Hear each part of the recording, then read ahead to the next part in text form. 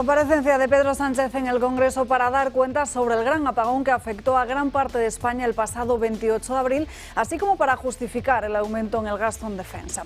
Sin embargo, lo que nos ha ofrecido ha sido más de lo mismo, un relato carente de detalles que no arroja luz sobre las verdaderas causas de la crisis energética. En lugar de abordar las incógnitas que siguen estando pendientes, Sánchez se limitó a repetir el mantra de la defensa de las energías renovables y a culpar una vez más a las nucleares y a las empresas privadas del sector energético. En su intervención, Sánchez se ha mostrado satisfecho con la rápida recuperación tras el apagón. Recuerden, 10 horas en algunos lugares, pero no aporta ninguna novedad sobre las causas de la crisis, que sigue siendo un misterio. A pesar de las informaciones que apuntan a que el incidente pudo estar relacionado con un desequilibrio en el sistema energético, derivado en parte de la intermitencia de las renovables, Sánchez se ha empeñado en defenderlas y en un claro ejercicio de desinformación ha atacado a la energía nuclear. Ningún estudio serio defiende que la nuclear sea necesaria en España, afirma el presidente, como si en otros países europeos no se hubiese demostrado ya todo lo contrario. Porque lo que Sánchez no parece entender o no quiere admitir es que en Europa la energía nuclear ha sido clasificada como una fuente de energía verde y necesaria para el futuro. Un futuro en el que la transición energética no puede depender únicamente de las energías renovables, que, como hemos visto, son vulnerables a la inestabilidad y la falta de capacidad de almacenamiento. A pesar de las pruebas científicas y de la creciente apuesta por la energía nuclear en la mayoría de los países europeos, Sánchez sigue aferrado a su discurso antinuclear, ignorando las realidades del sector. Es más, el presidente parece querer enterrar cualquier discusión sobre las nucleares bajo una capa de sectarismo ideológico. Para el líder del Ejecutivo, la ciencia que respalda esa nuclear es un asunto de la ultraderecha, mientras él se presenta como el campeón de un futuro verde. Pero no se engañen, porque este discurso, además de ser una falacia, es un claro ejemplo de sectarismo a estado puro, porque lo que está en juego no es solo un cambio de modelo energético, sino también la capacidad de un país, en este caso de España, para garantizar su seguridad energética y cumplir con sus compromisos climáticos de una manera realista. Su insistencia en demonizar a la nuclear es irresponsable, especialmente cuando se sabe que las nucleares, lejos de ser un obstáculo en situaciones como las del apagón, jugaron un papel clave al no consumir energía de la red durante su detención automática, sino alimentándose de sus propios generadores. Algo que para el presidente parece querer ignorar a pesar de los datos. Además, el ataque a la oposición, al Partido Popular y a Vox, a los que ha acusado de estar al servicio de las grandes energéticas. Es más, es otra muestra de su incapacidad para asumir las responsabilidades de su propio gobierno. En lugar de centrarse en las soluciones, Sánchez prefiere repartir culpas mientras sigue aferrado a su visión utópica de un mundo completamente renovable, aunque en la realidad le esté dando un golpe tras otro. La nuclear no solo se presenta como una alternativa válida, sino también como una necesidad para el futuro de España y de Europa.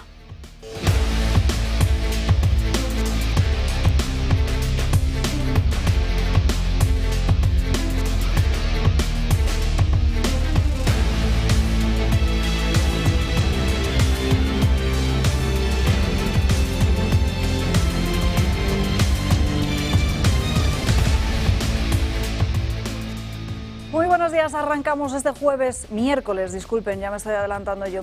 7 de mayo, recordando que en el santoral del día de hoy celebramos San Juan de Beverly. Muchísimos asuntos encima de la mesa, sobre todo lo que tiene que ver con la parte política de lo que ha sucedido esta mañana en el Congreso de los Diputados después de esa comparecencia de Pedro Sánchez y de que hayan escuchado también la réplica de Alberto Núñez Feijóo y también de Santiago Abascal, una réplica que además ha podido escuchar esta misma mañana aquí en directo en el Toro Televisión, aunque son otras muchas las cosas que preocupan también a nivel nacional, como es esa cuestión de la jornada laboral y todo el lío político que hay en torno a ello, y los asuntos, por supuesto, en ámbito internacional, lo que ha sucedido en India, también en Alemania, también en Ucrania, en fin, se lo contaremos todo a lo largo de este programa, así que quédense con nosotros en estas próximas 2 horas en las que nos ha acompañado Julio Ariza. Muy buenos días. Muy buenos días. ¿Qué tal estás? Pues aparentemente bien. Estoy rellenando las respuestas al referéndum sobre la OPA del BBVA al Sabadell. Os he hecho un enlace en el canal de Telegram al cuestionario para que todos aquellos españoles que os sintáis concernidos por la OPA del BBVA al Sabadell podáis votar. Y yo creo que nos deberíamos sentir concernidos todos y votar en masa. Primero, para que se demuestre que la gente está deseando tomar sus propias decisiones, es decir, ser protagonista de nuestra historia, no ser meros esclavos, entre comillas, de los que quieren tomar las decisiones, todas las decisiones, y además de forma absolutamente arbitraria, sin explicación ninguna. Así que si podéis votar, no porque os importe el BBVA o el Sabadell, que evidentemente están al servicio de, de intereses económicos fundamentalmente, también políticos, pero que además demostrar que si el pueblo español vota en masa, o al menos en una parte sustancial, ese referéndum, entre comillas, que no es tal, pero que se presenta como tal, demostraremos que nos gustaría también participar y poder votar en otros muchos asuntos que tienen mucha más enjundia y mucha más importancia general. Yo creo que en el año 2025 seguir votando una vez cada 4 años a listas cerradas de partidos es desde luego una cosa que no tiene sentido ninguno, ni racional ni lógico en el marco de un desarrollo tecnológico que es el que ya tenemos, y por tanto si podéis demostrar que nos interesa participar en las decisiones que nos afectan al común de los mortales, pues hacedlo, porque será un buen asunto. Los suizos lo hacen sistemáticamente y no les va tan mal. Y así puedes testar cómo está lo que Hobbes llamaba el aullido del animal. Seguimos con el comentario de Josep María Francas. ¿Qué tal? Bueno, pues mira, hasta las 9 muy bien, porque yo estaba escuchando a Luis del Pino, una cosa agradable, te enteras de cosas, en Radio Libertad, pero a las 9 se me ha ocurrido hacer zapping y me he encontrado la pieza, este chico llamado Sánchez, que nos soltaba un discurso, una loa al ciudadano, al pueblo español. Me ha parecido muy interesante que empezara alabando al pueblo español. Diciendo ¿Has que decidido castigarte cuando aquí te vamos a mostrar un resumen? No, me he castigado 5 minutos justos. Bueno. O sea, me ha gustado oír eso, la loa al mejor pueblo del mundo. Lo que no he oído es que dijera que he gobernado por el peor gobierno del mundo, que es lo que le ha faltado. Y después, no sé cómo ha acabado, porque ya no aguanto mucho, 5 minutos, pero sí que me ha recordado una canción que cuando era joven cantaba la gente, que era de que buenas son las monjas ursulinas o las hermanas ursulinas, las madres ursulinas, que buenas son cuando nos llevan de excursión. Y me ha parecido que faltaba eso, que el Congreso de los Diputados, no sé si lo han hecho, se levantaran cuando cara Pedro Sánchez y cantaran esta canción para aplaudir al gran benefactor de la humanidad, que es Pedro Sánchez. Y en fin, lo dejo aquí porque después me cascas tú si lo califico por poner adjetivos y soeces, ¿no? Pero sí que es muy interesante una cierta comparación rápida entre la Dana y el apagón. Fijaos que en los dos casos hay una serie de similitudes muy interesantes. Las causas dan igual. De las causas ni se habla. O sea, ¿por qué la Dana o por qué la riada, que coincido con la Dana, da igual, esto no se habla. Y en este caso del apagón las causas tampoco. 6 meses de estudios y después vendrá un año supongo, de redactado. Las causas da igual. Lo único que interesan son los efectos. En el caso de la Dana es muy fácil. El efecto es crucificar a Amazon. Que no sé, hombre, que alguna flagelación ya merecería. No sé si la corona de espinas, pero la flagelación, yo creo que con esto ya lo tendríamos resuelto. Pero y en cambio en este caso, como no hay un mazón a que arrear de momento, ya veremos, porque igual la señora esta que está devolviendo ya algunas piedrecitas al gobierno, la chica esta de la red, Revisa o como se llame, igual acaba recibiendo, pero como no hay eso, lo que se trata es de loar al pueblo español, a los guardias de tráfico porque se portaron bien, a los ciudadanos porque somos ejemplares. Sí, eso sí, insisto, solo hablar de efectos, no hay que hablar de nada más. Se olvidó de los que estaban en el hospital jorobados, de los que se quedaron dentro de un ascensor, de los 10, 11 o 12 muertos, de eso se olvidan, porque es un efecto malo, y a ver a quién se los encoloma. En el caso de la Dana ya sabemos que es mazón. Aquí no ha aparecido un mazón de momento. Ya veremos. O sea, lo de este tío es asqueroso y vergonzoso. El tío me refiero al que se llama Sánchez. Saludamos rápidamente al resto de invitados que nos acompañan esta mañana. Miguel Ángel Durán, muy buenos días. ¿Qué tal estás? Muy también bien. Pablo Pose, muy buenos días también. Y en último lugar, saludamos a José Ramón Ferrandis, al que le vamos a preguntar mucho sobre lo que pasó el lunes con el tema del apagón. Muy Muchas gracias, encantado. Un placer tenerle aquí. Antes de nada, veamos qué es lo que ha pasado esta mañana en el Congreso de los Diputados, los principales titulares que nos ha dejado Pedro Sánchez. el impacto económico del apagón fue limitado. El 28 de abril, señorías, lo dijo el ministro de Economía, Carlos Cuerpo, las compras cayeron en 415 millones de euros respecto a un lunes habitual. En solo 2 días, más de 3/4 partes de la caída del consumo sufrida ese lunes 28 de abril ya se había completamente recuperado. Es verdad que los plazos de la Comisión son mucho más largos, mucho más extensos que los nuestros. Estamos hablando de que será a partir de 6 meses cuando empecemos a conocer algunos de los detalles de este informe. A día de hoy, señorías, repito, no hay ninguna evidencia empírica que nos diga que el incidente fuera provocado por un exceso de renovables o por la falta de centrales nucleares en España. Y que vincular este apagón al debate de las nucleares, a mi juicio, a juicio del Gobierno de España, no solamente es irresponsable, sino que además es una gigantesca manipulación. Lo hemos dicho en muchas ocasiones cuando hemos hablado sobre la invasión de Putin hacia Ucrania. Europa es evidente que está sometida a unas nuevas amenazas que, durante muchas décadas parecían ajenas a Europa y a su entorno.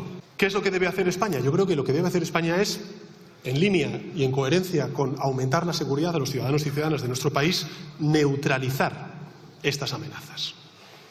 Por tanto, debemos ser capaces de ayudarnos. Los ciudadanos tienen que saber que se va a destinar, en primer lugar, a mejorar las condiciones laborales de la tropa y de la marinería. Pues se va a destinar a adquirir nuevas capacidades en telecomunicaciones y en ciberseguridad. No se trata, señorías, de tener más buques, de tener más tanques. Se trata de actualizar y de reemplazar los que ya tenemos. Lo que es sorprendente es el nulo respeto que tiene usted por los españoles, y eso se mide en que ni siquiera ha pedido usted disculpas. Ni a los españoles, ni a nuestros vecinos portugueses, ni a nadie. Es el mismo respeto que demuestra mezclando el apagón con el plan de rearme. Ninguno. El kit de supervivencia que necesitan los españoles incluye radio a pilas para cuando se va la luz y agua para varias horas antes de coger un tren. Así que, señor Sánchez, ¿cómo puede venir a pedir confianza para escenarios bélicos si es incapaz de asegurar el transporte o la electricidad en tiempos de paz? Pagamos más impuestos que en los países más desarrollados, pero recibimos demasiadas veces servicios de países tercermundistas. Se le apagó a usted. No sabemos si porque estaba jugando a ser el señor de las placas solares o porque estaba entretenido desenterrando muertos y rescatando viejos odios entre españoles. El número 1 del Gobierno solo debería venir hoy a la Cámara a comparecer para anunciarnos su dimisión, por haber dado instrucciones políticas que nos han llevado al apagón. Porque los españoles saben que mientras Pedro Sánchez siga ejerciendo como presidente, nada está asegurado. Ni la energía, ni la comida, ni la seguridad de sus hogares, ni la protección de sus hijos, ni el cuidado de sus mayores. No se ponga nervioso, señor Sánchez, que ha hablado mucho tiempo y luego lo hará 3 horas. Porque el señor Sánchez viene a hablar de seguridad y defensa de la mano de su nuevo aliado, de China, que es la única mano de Putin. Pero usted sabe lo que es la democracia de la que tanto habla. Usted sabe lo que son los derechos humanos. Sabe utilizar ese miedo como lo hacen los villanos. Sabe que ya nadie le respeta y por eso solo aspira a que le temamos. Y desde luego, con nosotros el señor Sánchez pincha en hueso. Sea como sea, esta mañana lo que hemos visto es, pues al final, mucho humo por parte del presidente del Gobierno, una semana después de ese apagón, y al igual que decíamos desde el primer día, no sabemos qué fue lo que realmente sucedió, y es algo que nos impide saber si esto volverá a pasar, porque precisamente Ferrandis, no sé cuál es su visión sobre este asunto, nos evita precisamente el desconocimiento, evitar que pueda volver a ocurrir. Volverá a ocurrir. Con toda certeza. En la medida en que no se cambie el peso relativo de la generación de energía en la red, cuando se está priorizando las centrales o los parques eólicos y solares que son asíncronos, no tienen inercia y por lo tanto no pueden hacer frente a las modificaciones de tensión de la red. Esto es una cuestión técnica de la que el Gobierno estaba plenísimamente informado. Informes de toda índole, provenientes de muchísimos organismos nacionales y extranjeros. Es decir, cuanto más energía solar y eólica tenga el sistema de generación de energía eléctrica en España, más se aproximará al punto en el que sea difícil o imposible recuperar caídas de tensión o excesos de tensión que se produzcan por razones varias. Dicho de otra manera, o tenemos un mínimo de generación tradicional, que es o nuclear, o del carbón, o hidroeléctrica, o de ciclo combinado, o esto se repetirá las veces que haga falta. Así es que, en cuanto a esa parte de la pregunta o de la indicación inicial, claro que se va a repetir. Es decir, hemos tenido un primer apagón socialista y tendremos más apagones socialistas. Esto debe de quedar claro. Segundo, las nucleares no tienen ninguna responsabilidad. Más bien al contrario, si hemos recuperado después del incidente la energía para toda España ha sido por la aportación de las nucleares francesas, pero igualmente nucleares son. Hay que tener en cuenta que en Toulouse tenemos una central nuclear, eso está a unos 70 kilómetros de la frontera. Quiero decir que tampoco es que podamos decir, no, la seguridad. Son manías. Y hablar de los ultra ricos. No he escuchado, Josep María ha dicho que lo ha escuchado durante 5 minutos, yo nada. Sí. Pero he leído después los resúmenes y parece que habla de ultra ricos. Bueno, este es el mensaje habitual. Es decir, el apagón socialista es seguido del mensaje socialista. Y estamos con esta historia siempre. Me puedo extender más, pero yo creo que lo esencial es, conocemos las razones técnicas de que se haya podido desencadenar el apagón. Exactamente el por qué es algo que todavía no está claro. Pero tampoco va a haber que estudiar, como ha dicho este hombre, 728 millones de datos. Oiga, usted se está refiriendo a los microdatos, no a los datos. Mire, no nos tome el pelo. Lo que queremos saber es por qué cayeron 10 gigavatios de golpe. Sabemos el por qué exactamente, es decir, se desconectó la energía solar porque había subido la frecuencia. Y en cuanto a la frecuencia de la red, que son 50 hercios, como conocemos todos, en cuanto se modifica 0,1 hercios, los sistemas se desconectan para evitar males mayores. El problema es por qué cayó en ese momento. Hay gente que dice que es por variaciones en la incidencia del sol sobre las placas solares. Me cuesta mucho creer que todas las placas solares de toda España al mismo tiempo hayan tenido una incidencia tan grande. Es decir, habría que saber exactamente por qué, pero no hay que esperar 6 meses. Eso lo podemos saber inmediatamente. Lo que pasa es que quieren prolongarlo en el tiempo porque tenemos la seguridad de que va a haber un incidente más cada día, de tal manera que dentro de 6 meses esto se habrá olvidado.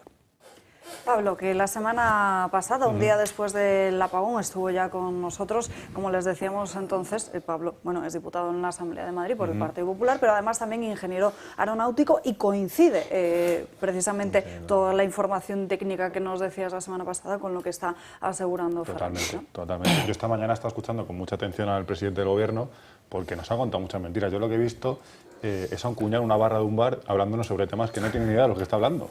Y encima llamándonos a todos mentirosos e ignorantes, que a mí me parece increíble que hace una semana el presidente del Gobierno llama ignorante a grandes profesionales, técnicos, catedráticos, colegios profesionales, que durante meses, años han estado avisando de que esto podía ocurrir, ¿no?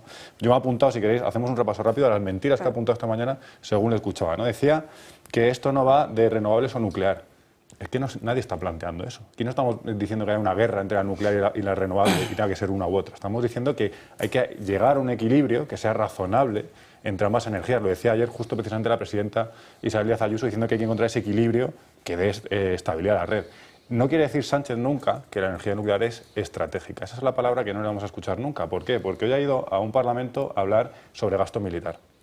Y estratégicamente la energía nuclear es muy importante precisamente contra amenazas que pueden ser de países terceros. Lo escuchábamos hace un momento como hablaba de amenazas. Dice efectivamente que la nuclear no contribuyó, que no es verdad, Francia contribuyó con su energía nuclear, pero es que el martes pasado, cuando estábamos recuperando la red, porque la recuperamos en 24 horas, no en 5 horas como ha dicho él, sobre todo estuvimos quemando gas y recibiendo energía de Marruecos que quema gas que le bombeamos nosotros. O sea, hemos estado por su política energética de no contaminar, quemando más gas que nunca en 24 horas y con los consecuentes beneficios que tendrán esas empresas que tanto le preocupan energéticas que pueden tener beneficios.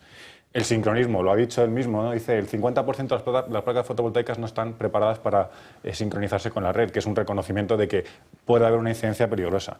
A mí me gustaría comentar rápidamente una cosa, un caso previo que he encontrado. En Texas, en 2021-2022, ocurrió algo muy similar a lo que parece ser que ha podido ocurrir en España. Hay un informe muy detallado, analizando millones de datos, efectivamente, pero que al final millones de datos se resumen en una gráfica, como sabemos todo el mundo que nos dedicamos a cosas de ingeniería, en el que se avisaba de que la incidencia de la fotovoltaica podía tener problemas en la red. O sea que eso está avisado, documentado, se conoce perfectamente, hay criterios técnicos en profundidad de todos, hay casos previos incluso, ¿no? Decía que el cierre de la nuclear, ha dicho que es un pacto que han hecho las empresas privadas para no alargar la vida de las energías nucleares. Esto es mentira.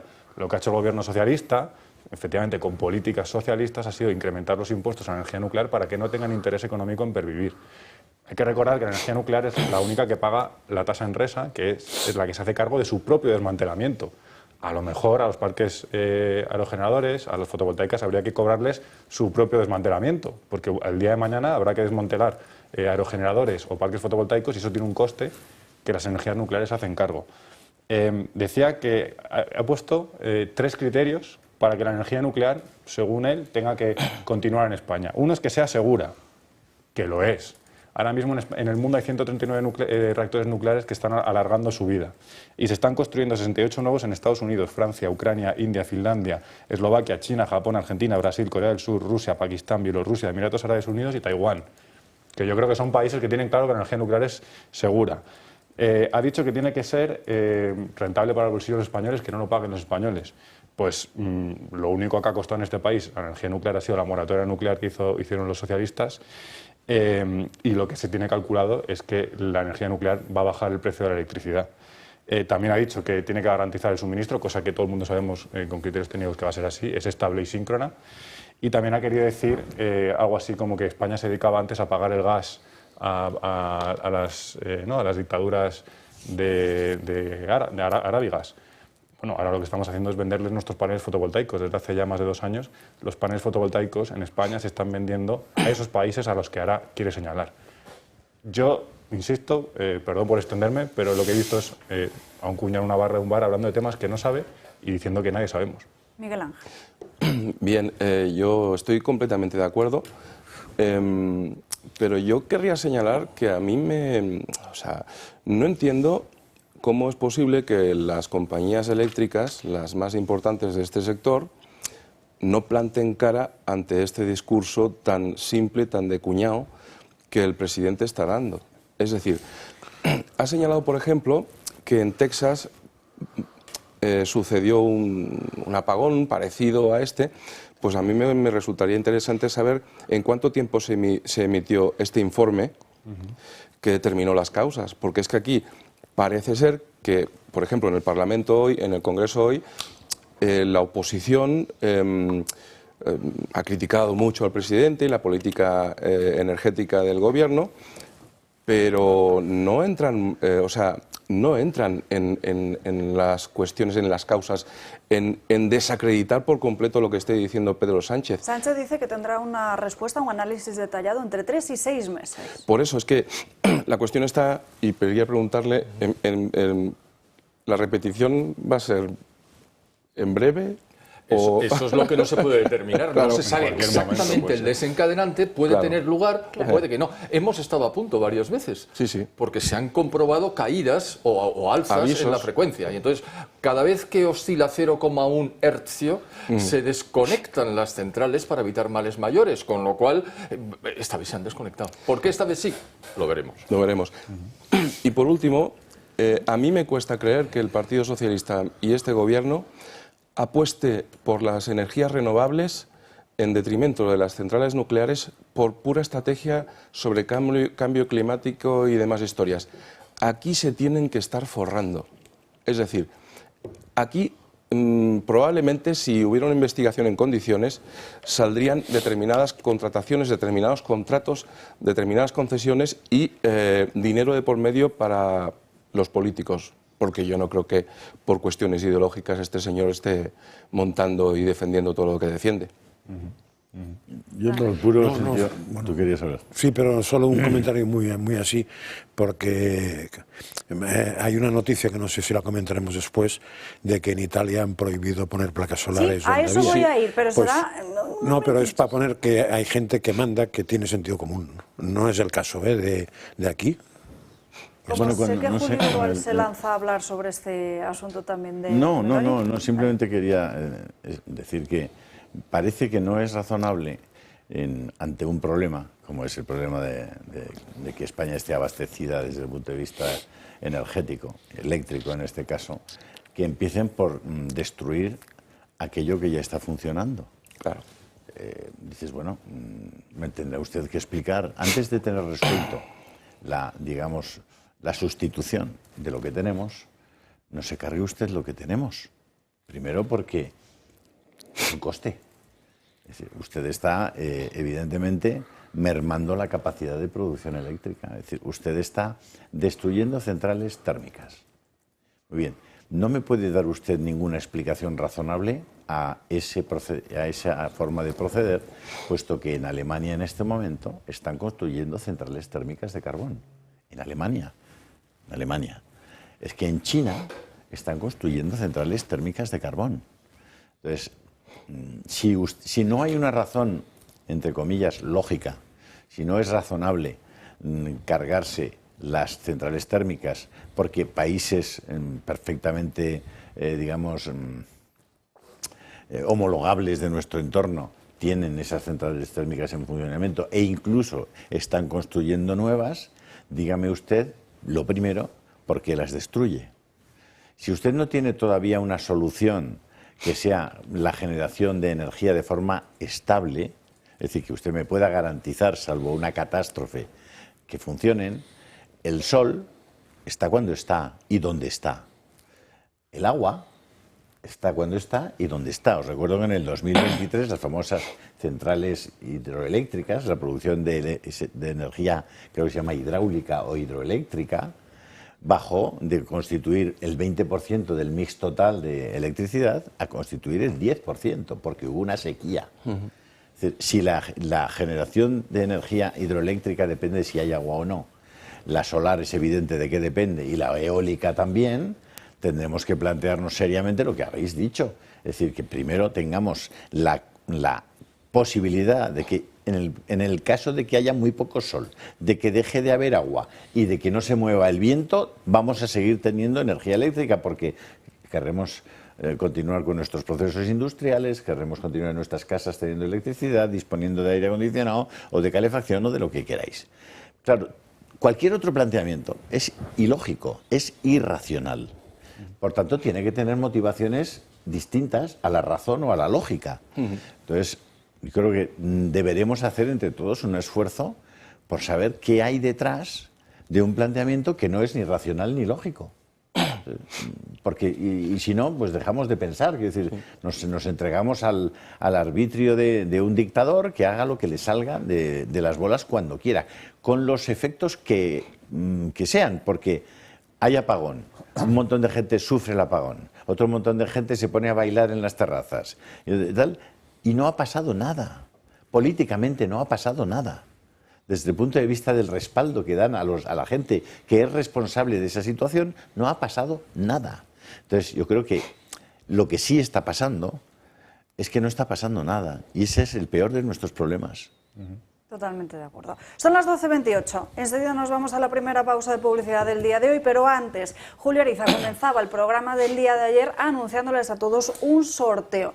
¿Qué debían hacer para ser los ganadores de ese sorteo? Buscar a través de los diferentes medios de comunicación, excluyendo La Gaceta, El Debate y OK Diario, una noticia positiva acerca de Donald Trump. En los últimos 3 meses, sí. Algunos, esta parte de las bases legales de este sorteo se la saltó, porque nos enviaron precisamente noticias de La Gaceta, también de OK Diario, pero en fin, el jurado, Josep María Francas y yo misma, hemos decidido cuáles son esas 3 noticias. No les vamos a dar el nombre de las personas que han ganado porque tenemos su dirección de correo electrónico. En muchos de esos correos no pone exactamente el nombre y tampoco les vamos a dar la dirección de correo electrónico por una cuestión de lógica y de seguridad. Voy a decir solo parte de ese nombre del correo electrónico, pero no al completo, como les decía. Pero antes van a ver en sus pantallas las 3 primeras noticias, las tres noticias que hemos destacado. Esta del Mundo. Trump anuncia la recuperación del Día de Colón. Esa es una de las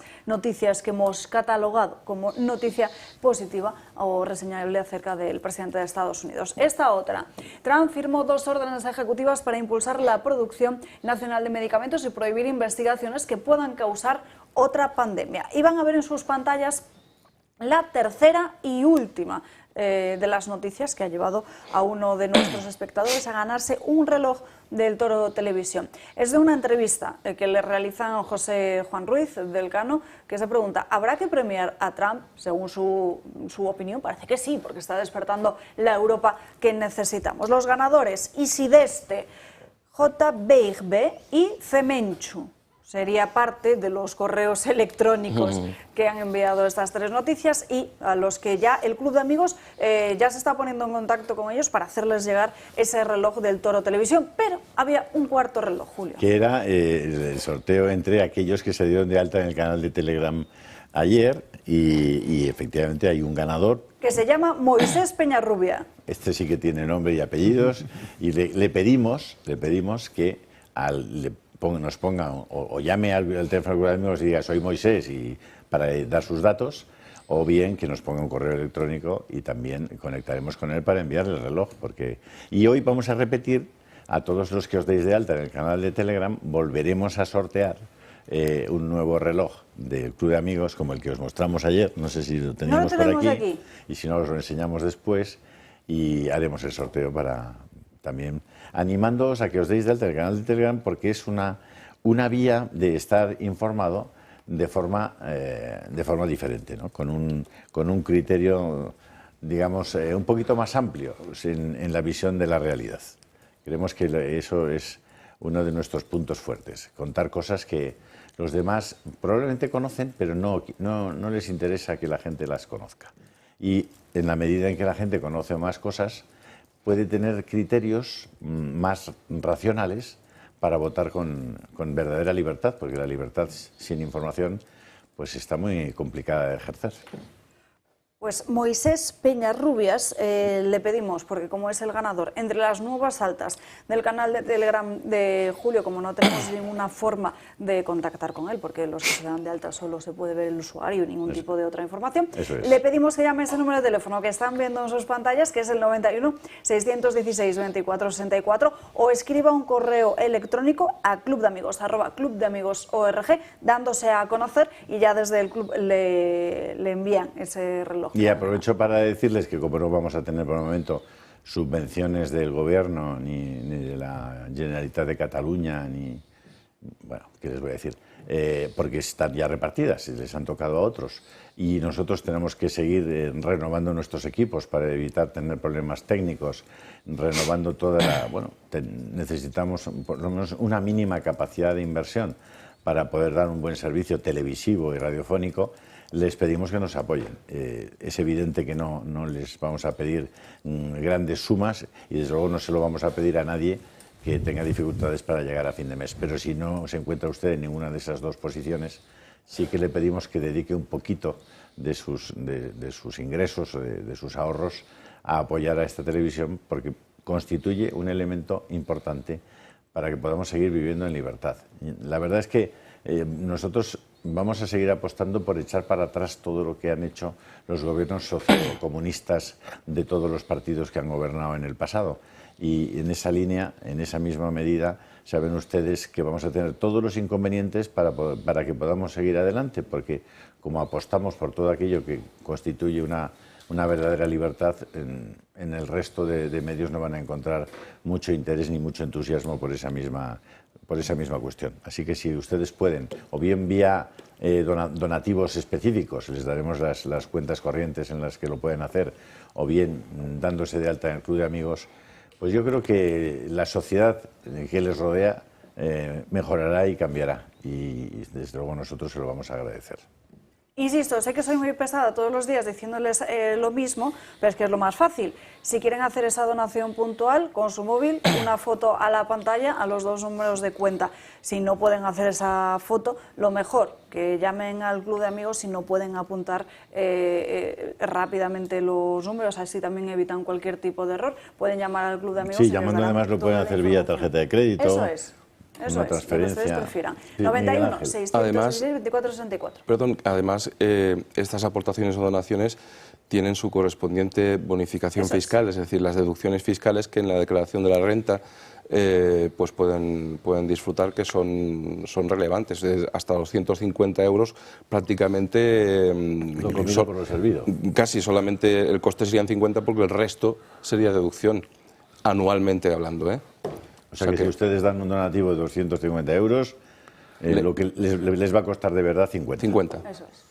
Y por supuesto enviamos un fuerte abrazo a todos los que han participado en este sorteo que se ha decidido a lanzar Julio Ariza, porque nos han enviado muchísimos mensajes de cariño y de apoyo que agradecemos enormemente. Ahora sí, pausa para la primera publicidad del día de hoy y enseguida volvemos. Ya estamos de vuelta en Dando Caña. Pasan 9 minutos de las 12:30 del mediodía, 11:30 en Canarias, y vamos con un asunto que ya adelantaba el propio Josep María Francas hace unos minutos, lo que ha hecho el gobierno de Giorgia Meloni, que ha anunciado en estas últimas horas la prohibición de instalar placas solares en todos aquellos terrenos que sean agrícolas cultivables, que es algo completamente diferente a lo que se está haciendo aquí en nuestro país. Este paisaje está siendo sustituido por este otro. Esto está ocurriendo en la provincia de Jaén, en municipios como Lopera, Arjona o Marmolejo, y también en Córdoba, donde se está convirtiendo el Mar de Olivos en un valle de hierro y cristal, como lo definen los vecinos.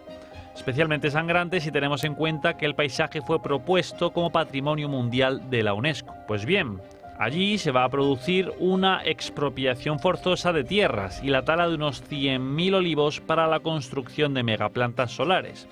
4.000 de ellos ya han sido talados. El proyecto ha sido respaldado por la Junta de Andalucía y por el Gobierno de España, pero cuenta con el rechazo de los vecinos y de los agricultores que han creado la plataforma Campiña Norte en Jaén y Stop Megaplantas en Córdoba. Han presentado una denuncia contra la Junta de Andalucía, pero el ejecutivo de Juan Manuel Moreno Bonilla se escuda en que la actividad oleoica y la transición hacia las renovables son compatibles. Este no es el único caso. El Ministerio de Transición Ecológica pretende hacer lo mismo en la localidad de Colmenar de Oreja, en Madrid, y talar 11.000 olivos en este caso, que serán sustituidos por placas solares. Lo mismo ocurre en Cartaojal, en Málaga, donde se han arrancado ya 20.000 olivos para instalar 500 hectáreas de parque fotovoltaico. Los paisajes de Granada y de Alicante sufren la misma suerte.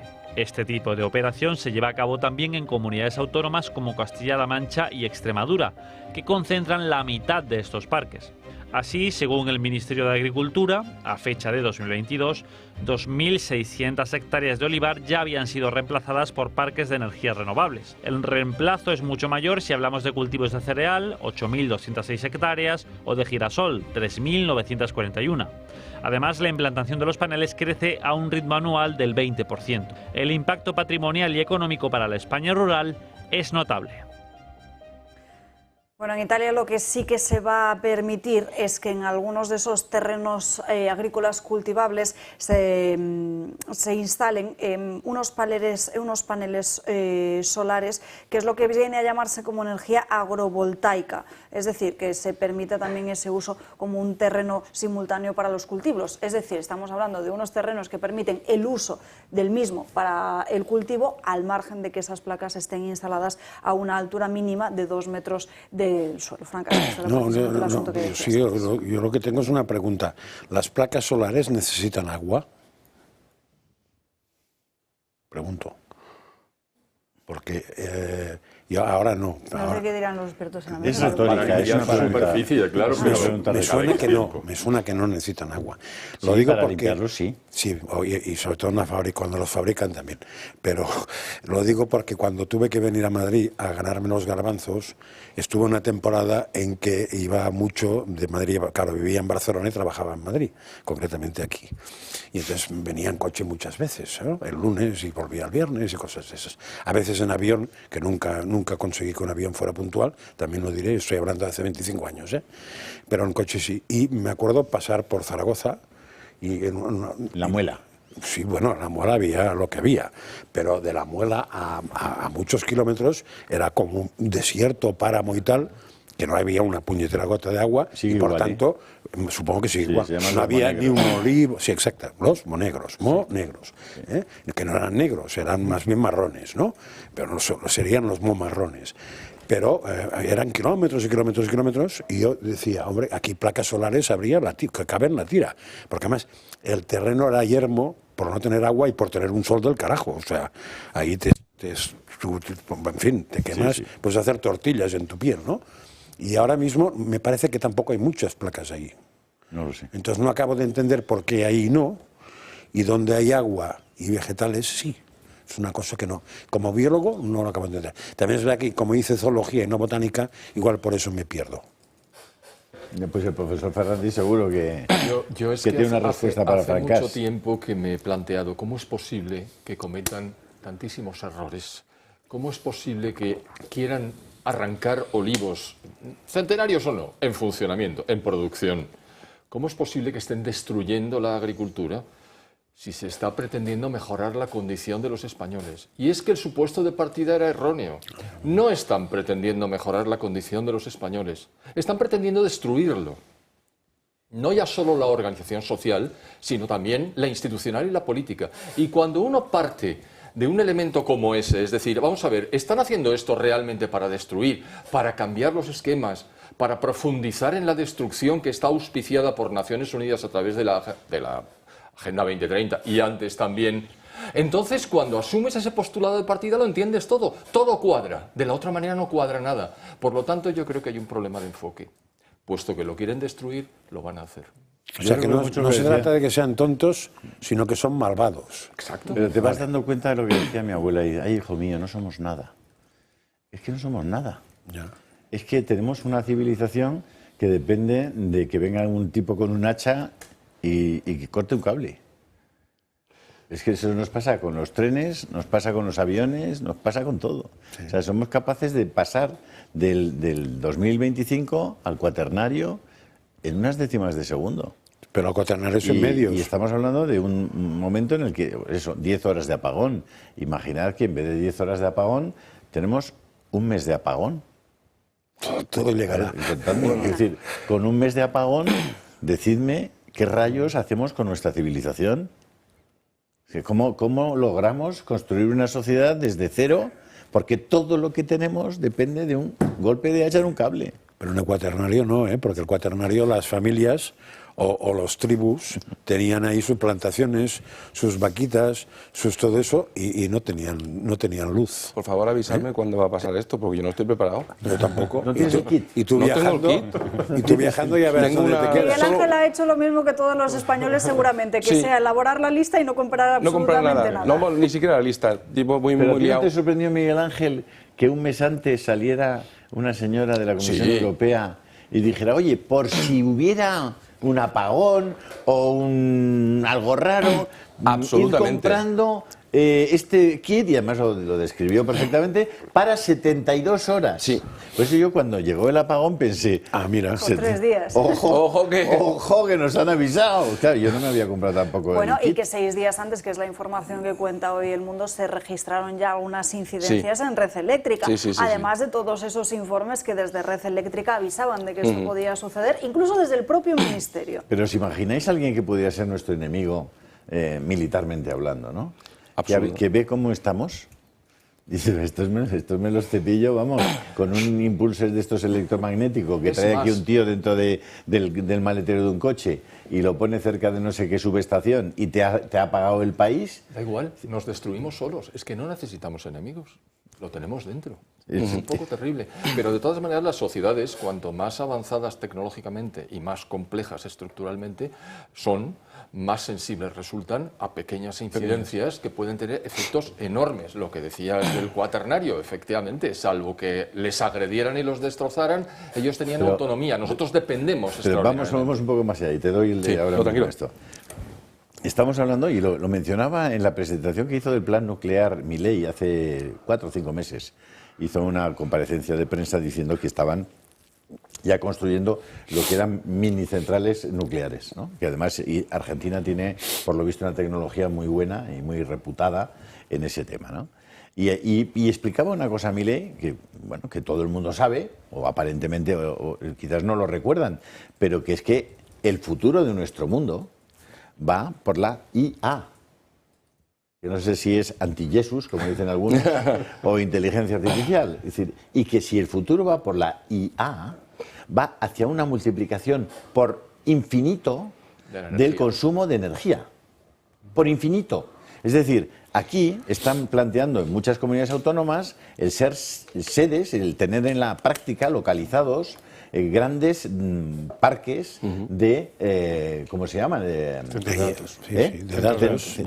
de datos, ¿no? ¿Cómo se llaman? Centros de procesamiento de datos. Servidores, centros de datos, etcétera.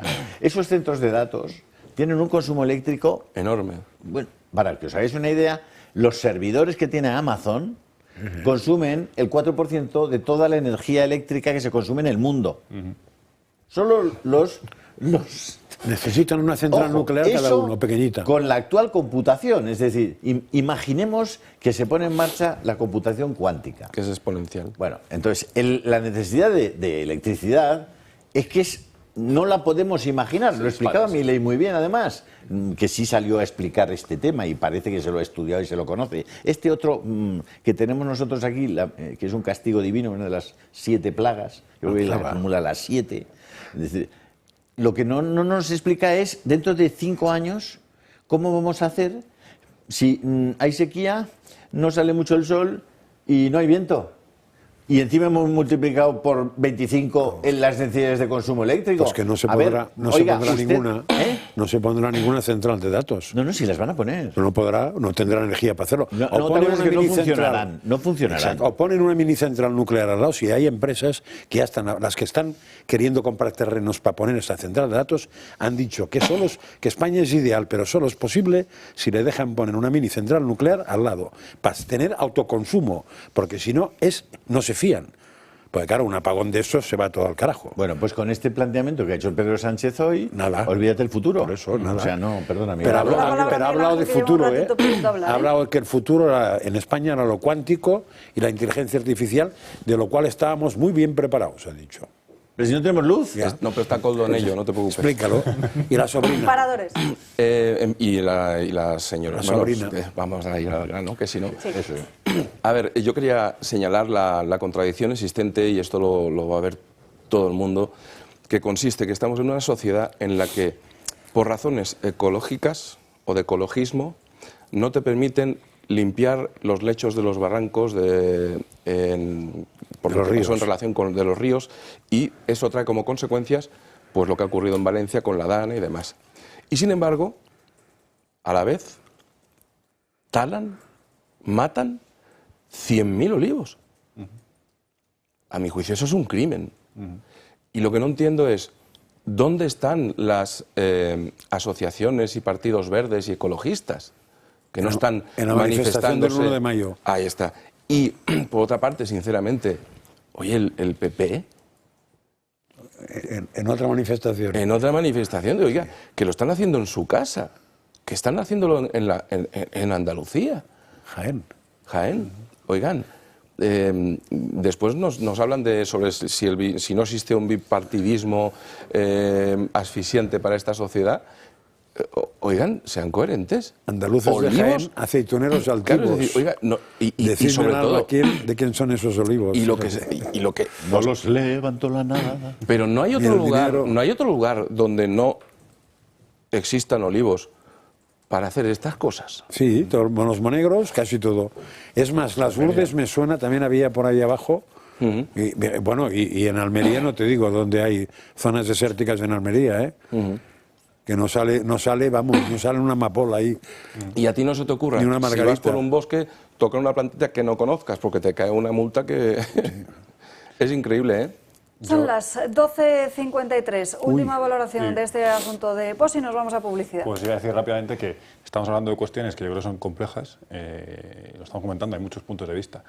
Hay una clave aquí que las conocemos, estos temas en profundidad. O sea, estamos hablando de la solución de los mini reactores nucleares. La presidenta Isabel Díaz Ayuso en Almaraz lo apuntaba, que los centros de datos pues puede ser una solución ponerles los mini reactores al lado, ¿no? Lo está haciendo Microsoft, lo está haciendo Google, Oracle, Amazon, etcétera, ¿no? Entonces, yo creo que lo que hay que hacer es confiar y trabajar con los profesionales que conocen de esto. Es decir, insisto, me parece que pasa un poco desapercibido que Pedro Sánchez ha tirado por tierra el criterio técnico y de conocimiento de muchos, diría millones de profesionales en el mundo que saben de lo que están hablando. Y necesitamos políticos que sean verdaderos políticos y que escuchen a esas cuestiones técnicas y que sepan tomar soluciones. Un único dato que quería decir hablando de esto, que la solución que hacía Meloni en Italia me parece muy razonable, muy lógica y un cuidado del paisaje y del medio ambiente, que es como hay que hacerlo, yo creo. Un dato que Pedro Sánchez decía que le gustan los datos, pues una central nuclear como Almaraz, si se quiere hacer la potencia energética equivalente en paneles fotovoltaicos, hace falta 3,2 millones de paneles fotovoltaicos. 3,2 millones de paneles fotovoltaicos en superficie para que sea equivalente a Almaraz. Joder, macho. Para esa superficie que ocupan esos paneles fotovoltaicos serían 12,5 centrales nucleares como las de Almaraz. Es decir, esto es ir persiguiendo una cosa a la otra. Cuanto más superficie, más te cabrían de centrales nucleares, ¿no? O sea, es evidente que el equilibrio se puede encontrar y que las soluciones son evidentes. Pues tenemos desiertos, tenemos zonas áridas, tenemos zonas donde poner aerogeneradores que no estén en mitad de un valle que sea, ¿no?, un paisaje característico de España. Yo creo que esas soluciones están técnicas, económicas, tienen sentido, se puede abastecer, se puede conseguir un abastecimiento al futuro. Las amenazas externas, insisto, de países externos que pueda ocurrir en cualquier momento, las centrales nucleares son claves, y en Ucrania la central de Zaporilla no la tiraron los rusos. Sí, porque es estratégica. Por eso no lo tiraron. Pablo, lo que sí sería interesante, ya que lo tienes tan claro, es que lo trasladaras a algunos dirigentes de tu partido, lo hago. Porque, por ejemplo, claro, que sepa yo, los impuestos, el que empezó a poner impuestos a las centrales nucleares para hacerlas, o acabando de hacerlas casi inviables, fueron gobiernos del PP. Y me parece que la última central cerrada en España, que es Garoña, no se produjo en época de Zapatero, sino que se produce en época de Rajoy, creo. No sé si las otras dos, Cabrera y Vandellós también, pero al menos la de Garoña sí. Y mira que se insistió, se fue a ver a gente para que no se cerrara, pero el chico debía estar en otra órbita. Lo digo para que se aclaren, ¿eh? Pasa que el incremento de los impuestos ha sido 70% en los últimos 7 años. No, ha ido aumentando. Pero ¿quién empezó? Vamos a dejar este asunto aquí porque nos vamos a la primera pausa de publicidad del día de hoy, en la que nos despedimos ya de Julio Ariza, porque luego a la vuelta tiene que pasar por esta mesa Gabriel Serrano. También tenemos una entrevista con Miguel Yo estoy dispuesto Rix. a coger el teléfono un rato a todos aquellos que os queréis hacer socios del Club de Amigos. O sea que estaré por ahí arriba Muy bien. atendiendo llamadas, entre otras cosas. O sea, cambiarás de actividad. Un cambio de actividad, efectivamente. Pero no por ello menos importante, por supuesto. No he valorado. ¿Eh? No he valorado. No, por supuesto. El número Soy escéptico. al que van a llamar y del que les va a responder Julio Ariza es ese que están viendo en sus pantallas, que es el 91 616 24 64. También pueden enviar un correo electrónico, si no quieren escuchar a Julio Ariza, a Club de Amigos. Cosa que puede ocurrir y no me sorprendería. No lo creeríamos, un correo electrónico a clubdeamigos@clubdeamigos.org. Es la misma forma de contacto para darse de alta, para apuntarse a todas las actividades que tiene por delante el Club de Amigos. Ya saben que esta misma tarde comienza el conclave para elegir a un nuevo Papa y por eso mañana, que es jueves, día 8 de mayo, a las 7 en punto de la tarde, ha organizado el Club de Amigos una charla, una especie de tertulia con Paco Pepe Fernández de La Cigoña, que es un conocedor absoluto de todos estos temas eclesiásticos y que además además es quien lleva el blog de La Cigüeña de la Torre. Una tarde en infovaticana.com. Eso es, una tarde muy amena, además conociendo el porqué, por ejemplo, del secretismo que en este acto protege a los cardenales y a la Iglesia de influencias externas o presiones políticas, permitiendo que la decisión sea verdaderamente basada en la fe y en lo que considera lo mejor para la Iglesia y si esto ¿se cumple o no se cumple? Por cierto, Alba, que hablas de Infovaticana, pero primero espera. La próxima semana, martes día 13, dentro del ciclo organizado por el Club de Amigos Cuestiones Decisivas de la Historia, José Javier Esparza, que va a tratar la España virreinal, un milagro de supervivencia política. Para inscribirse, ese número de teléfono que están viendo en sus pantallas, 91 616 2464 o ese correo electrónico a clubdeamigos@clubdeamigos.org. Y ahora lo que iba a hablar Julio, de Infovaticana. Creo, compañeros, no tenemos todavía esas imágenes, luego se las mostraré, pero... Yo las he puesto en Telegram porque me ha parecido, desde el punto de vista periodístico, un trabajo formidable, ¿no? Infovaticana es probablemente probablemente no, desde el punto de vista estadístico, la web de temas religiosos más importante del mundo en español. Y es un trabajo que hacen españoles. Y entonces, fueron capaces de, mientras estaban todos los periodistas del mundo en la Plaza de San Pedro, esperando que saliera algún cardenal para poder hablar con ellos, para poder tener alguna información, pues la gente de Infovaticana logró irse donde estaban los cardenales y es el único medio que pudo fotografiarles, que pudo hablar con ellos, etcétera, etcétera. Y yo quiero desde aquí felicitarles porque desde el punto de vista periodístico hacía tiempo que no veía un trabajo tan formidable. Y esas son algunas de las fotos que hicieron entre cardenales ayer mismo, ¿no? Y no hubo ningún otro medio del mundo que fuera capaz de acceder a ese lugar, ¿no? Pues ya lo saben, si quieren ver un poquito más ampliadas o conocer más a fondo qué es lo que sucedía dentro del Vaticano en estas últimas horas, Infovaticana. La mejor información sobre el cónclave, sin duda ninguna, Paco Pepe La Cigüeña, el blog lo tiene alojado dentro de Infovaticana, es asomarse a esa página web que es espectacular. Y por supuesto también a través de tu canal de Telegram. Bueno, eso ya es una cosa menor, pero hago lo que puedo. Que te vamos a ir siguiendo mientras... Mañana sortearemos ese reloj entre todos los que desde hoy a mañana os deis de alta en el canal de Telegram. Eso es. Muy bien. Además eso no consume mucha luz, es una batería pequeña. El reloj del Toro Televisión con el que pueden hacerse si se dan de alta en el canal de Telegram de Julio. Pausa para la publicidad y volvemos con las crónicas de Manicomio de Gabriel Serrano. Seguimos en Dando Caña y enseguida vamos con otro de los asuntos que han marcado el debate político en estas últimas horas, que ha sido la cuestión de la reducción de la jornada laboral, que se aprobó ayer en el Consejo de Ministros sin tener el respaldo del resto de socios parlamentarios. Enseguida se lo contamos. Antes, las crónicas de Manicomio de Gabriel Serrano. Gaby, muy buenas tardes. Muy buenas tardes, Alba. Cuando uno no es coherente con sus principios y sus valores, puede llevar a la mediocridad y a la falta de integridad. Y esto es lo que ha ocurrido en un colegio católico en Italia, una guardería concretamente, cuando de repente a los niños y a los padres se les informó que iban a hacer una excursión. Pues esta excursión fue a una mezquita, estamos hablando de la provincia de Treviso, en la región de Véneto, y los niños fueron llevados a esta mezquita para conocer, como ha dicho la directora, la multiculturalidad. Claro, evidentemente el imán, el que estaba allí, se le obligaron a los niños a arrodillarse y a rezar. Pues la propia profesora lo justificó diciendo que en el colegio tienen muchas tradiciones y culturas que a menudo pues conocen poco los niños y es una forma de abrir hacia nuevas puertas y otras vías. Y dice que querían llevar a los niños a la mezquita para que conocieran mejor el aspecto de la vida cotidiana de sus compañeros. Ha habido muchas quejas, tanto en redes sociales como diferentes organizaciones católicas de Italia, y la escuela aún así se ha mantenido firme en su decisión, argumentando que su misión es fomentar la convivencia y el respeto entre las diferentes comunidades. En una entrevista en el Corriere de Véneto, la propia directora dice que somos una escuela que dialoga y que aquí los alumnos musulmanes hacen el Belén, como justificándose de que por qué unos niños católicos de una guardería católica por qué no se pueden arrodillar ante estas situaciones, y ya los propios musulmanes en Navidad hacen el propio Belén y hacen todo multiculturalidad. Claro, esto a lo que lleva es que posiblemente los niños tengan demasiada información en su cabeza, no saben qué pensar y nosotros pensemos y intentemos acoger que todo vale.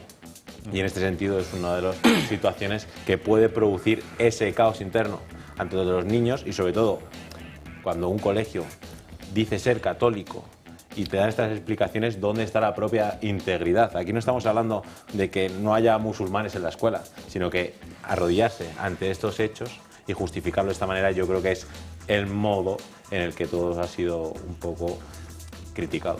Cuando todo vale, nada vale nada. Bueno, yo he ido a un colegio católico religioso siempre y siempre ir a misa era voluntario. Nadie nos ha obligado a rezar nunca, nadie nos ha obligado a participar en el miércoles de ceniza, en nada, ¿no?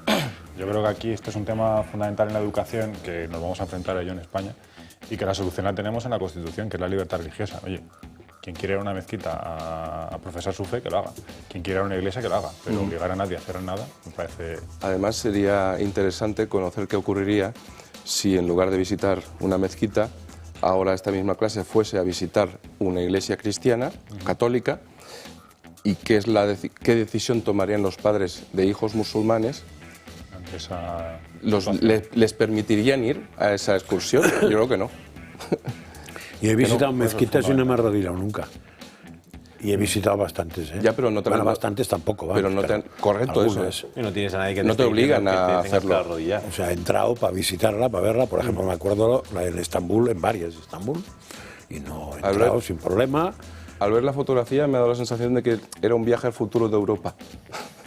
Eso puede para ser. Que se vayan acostumbrando a lo que nos puede pasar. Por la edad ya les va a tocar ya. Sí. La propia directora en las respuestas diciendo que no solo para los niños, sino también para los propios profesores, como comunidad educativa, ha dicho, pues es una buena forma de estar todos juntos y aunados. Al final, pues es un poco lo que ha mencionado Francás. Cuando tú vas a una mezquita de visita, no tienes a alguien que te esté obligando, evidentemente por temas culturales. Tampoco sé si puedo pisar todo, no sé si he podido entrar en todos lados. Tienes que ir descalzo, porque a mí me ha pasado. No, eso sí. En Tánger, he estado en la mezquita de Tánger, pero no tengo. Voy un poco por tema cultural, para visitar. Voy por turismo, claro, pero no sé si hay una parte que no he podido entrar, no me acuerdo de eso. O sea, he entrado donde había gente, pero no sé si había una sala aparte donde yo no he podido, no me acuerdo, ni en una ni en otra. Pero me he movido y no ha pasado nada. Digamos, los jefes de esa mezquita sí que tienen como una sala aparte y luego, por supuesto, mujeres están en un salón diferente. Sí, porque yo iba acompañado y no era la misma facilidad. No, desde luego que no. En los zapatos sí era lo mismo. En fin, Gaby, ¿qué otra noticia nos traes para hoy? Pues voy a ser un poco atrevido, voy a preguntar aquí en la mesa si ¿Tú? alguno ha tenido... ¿Atrevido? O solo hoy. No me lo creo. Francás. ¿Tú? Si alguno ha tenido una ruptura últimamente, como veo que no ha llevado O complicada en el pasado. O complicada en el pasado, a lo mejor todos habéis pasado por ello, pero bueno, no hace falta que me respondáis. ¿Ruptura sin más? Sí, una ruptura... Se me rompió una taza ayer. Pues mira, por ejemplo... Es que yo estaba... Sentimental, y me supo muy mal, ¿eh? Vale, caso amoroso. Me supo muy mal. No valen averías, ¿no? Sentimental se refiere a Gaby, yo creo. Pero bueno, en este caso todo vale, y además que si estuviésemos en India y vosotros hubierais pasado por esta ruptura sentimental, pues hubieran hecho ya el mes de agosto. ¿Por qué? Porque ha habido una campaña de Tinder que ha sacado a las calles en la India contenedores, lo que llaman, pues bueno, contenedores, que el camión del olvido es un camión que tiene diferentes frases pintadas como equipaje emocional en el interior, recuerdos fríos o promesas falsas. Y esto lo han hecho para que todas aquellas personas que han sufrido una ruptura sentimental pues se puedan deshacer de los objetos que le recuerdan a sus ex. Si vemos como Tinder, esta campaña de marketing, dice, olvídate ya de lo que tenías en tu casa, estos objetos que para ti eran valiosos en ese momento, pero ahora te tienes que deshacer de ellos porque tienes que pasar página, fomentando evidentemente el uso de la propia aplicación. Bueno, campaña, y es una cosa que ha funcionado, que la gente pues debe ser que almacenaba todo tipo de cajas de sus parejas porque los contenedores se han llenado. Tampoco tendrás que demostrar que sea de la pareja, o sea, si a mí me pasa eso con una cantidad de cosas. Aprovecha te puedo asegurar que, vamos... Bueno, a veces se conservan cosas para fastidiar al otro. Pero ahora mismo tengo que tirar muchas. Pues te vendría estupendamente. Sí, porque no en todos los lugares. Porque antes tenía una parroquia al lado, con lo cual me fue muy fácil, pero esta vez no tengo ninguna al lado. Vamos a ver si Tinder lo pone aquí por las calles de tu barrio, Francás, para que va a haber muebles, va a haber todo tipo de objetos. No, ahí. muebles no, ropa. De momento ropa. hay contenedores de textil. Lo que pasa es que no están en todas las zonas. Claro, para que ir En Madrid puedes llamar al 010 y te lo recogen en tu casa. ¿La ropa también? Creo que todo, cualquier tipo Sí. de... Muebles funcionan. Muebles y yo creo que electrodomésticos. Dependiendo de la zona, lo que se hace es que se establece un día y un horario de recogida. Lo que tienes que hacer es avisar y conciertan una cita contigo y ese día que les toca la recogida, me lo invento, los martes a partir de las 8 en punto de la tarde. Tú lo dejas el martes a partir de las 8 en punto y ellos por la noche. Pero te diré que si son muebles, puedes incluso desde la app, ni siquiera desde la app, desde Twitter o lo que sea, conectas con ellos, tengo esto y te dicen, ¿puedes dejarlo esta noche? O mañana por la noche, o sea, se saltan el día y vienen a por ti. Lo único que te dicen es la esquina donde tienes que decir tú dónde lo vas a dejar y a partir de una hora, creo que es, no sé si es de 8 o 10 de la noche, porque claro, no lo vas a dejar por la mañana para que esté todo el día. O sea, en Madrid eso funciona de maravilla. A mí me interesa lo de la ropa, pero ¿tienen servicio de plancha, de tinte y eso o no se lo llevan? Ya no vuelve eso, ¿no? Vale. Bueno, nada, vamos a hacer. Sí, entonces no es un servicio completo. Claro. Lo que sí que hay que tener mucho cuidado es en Vigo, Alba. Verás el chiste. No es ningún chiste, porque tengo una fama un poco mala, porque en Vigo estaban ahí unos comensales en la Plaza de la Piedra, como van en sus pantallas, si no sé compañeros si lo podemos ver, ahí estamos, una gaviota con un cuchillo robada de una mesa, así que muy atentos todos los comensales de la Plaza de la Piedra, que la gaviota asesina va por todos ustedes. Es un lobo solitario o una gaviota solitaria, más bien, ¿no? Madre mía. Es una loba solitaria. Igual es una gaviota solitaria. No, y además, hablando de los gallegos, porque si un gallego cuidado, le guiña un ojo, cuidado es que un te la galleguiño. Pues yo tengo... Es malísimo, pero me ha gustado. Hombre, no tenía pensado pero justo cuando he visto la gaviota he dicho, bueno. Algo que contar, algo que es medio verdad, medio chiste. Venga, adelante. No, es que el otro día me encontré con un amigo y me dice, oye, mira, que no sé qué regalarle a mi mujer y no sé, algún fin de semana. Y te digo, pero claro, dice, tiene que ser emocionante, también que tenga algo de aventura, pero a la vez que sea un poco de retiro también y que esté lejos de la ciudad de más virtual. Y digo, regalaré un par de billetes de AVE, ¿no? Claro. Compramos pulpo como animal de compañía, la gente. Vale. En fin, creo que no se lanza nadie más a contar un chiste y mejorar el nivel actual. El tuyo ya ha estado muy bien. Yo lo dejo no he aquí. visto que Franca se riera, pero bueno. Pero eso han reído. Ah, bueno, mira. Por tu reacción.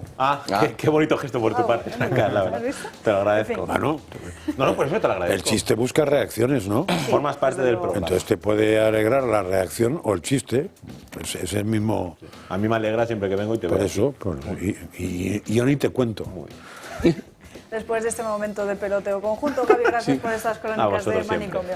Mañana nos vemos con más asuntos. Cambiamos de tercio, hablamos ahora de la operación mediática del gobierno contra la oposición por el caos ferroviario que se instaló en España. El caos ferroviario que fue del domingo, no, que es desde hace muchos meses.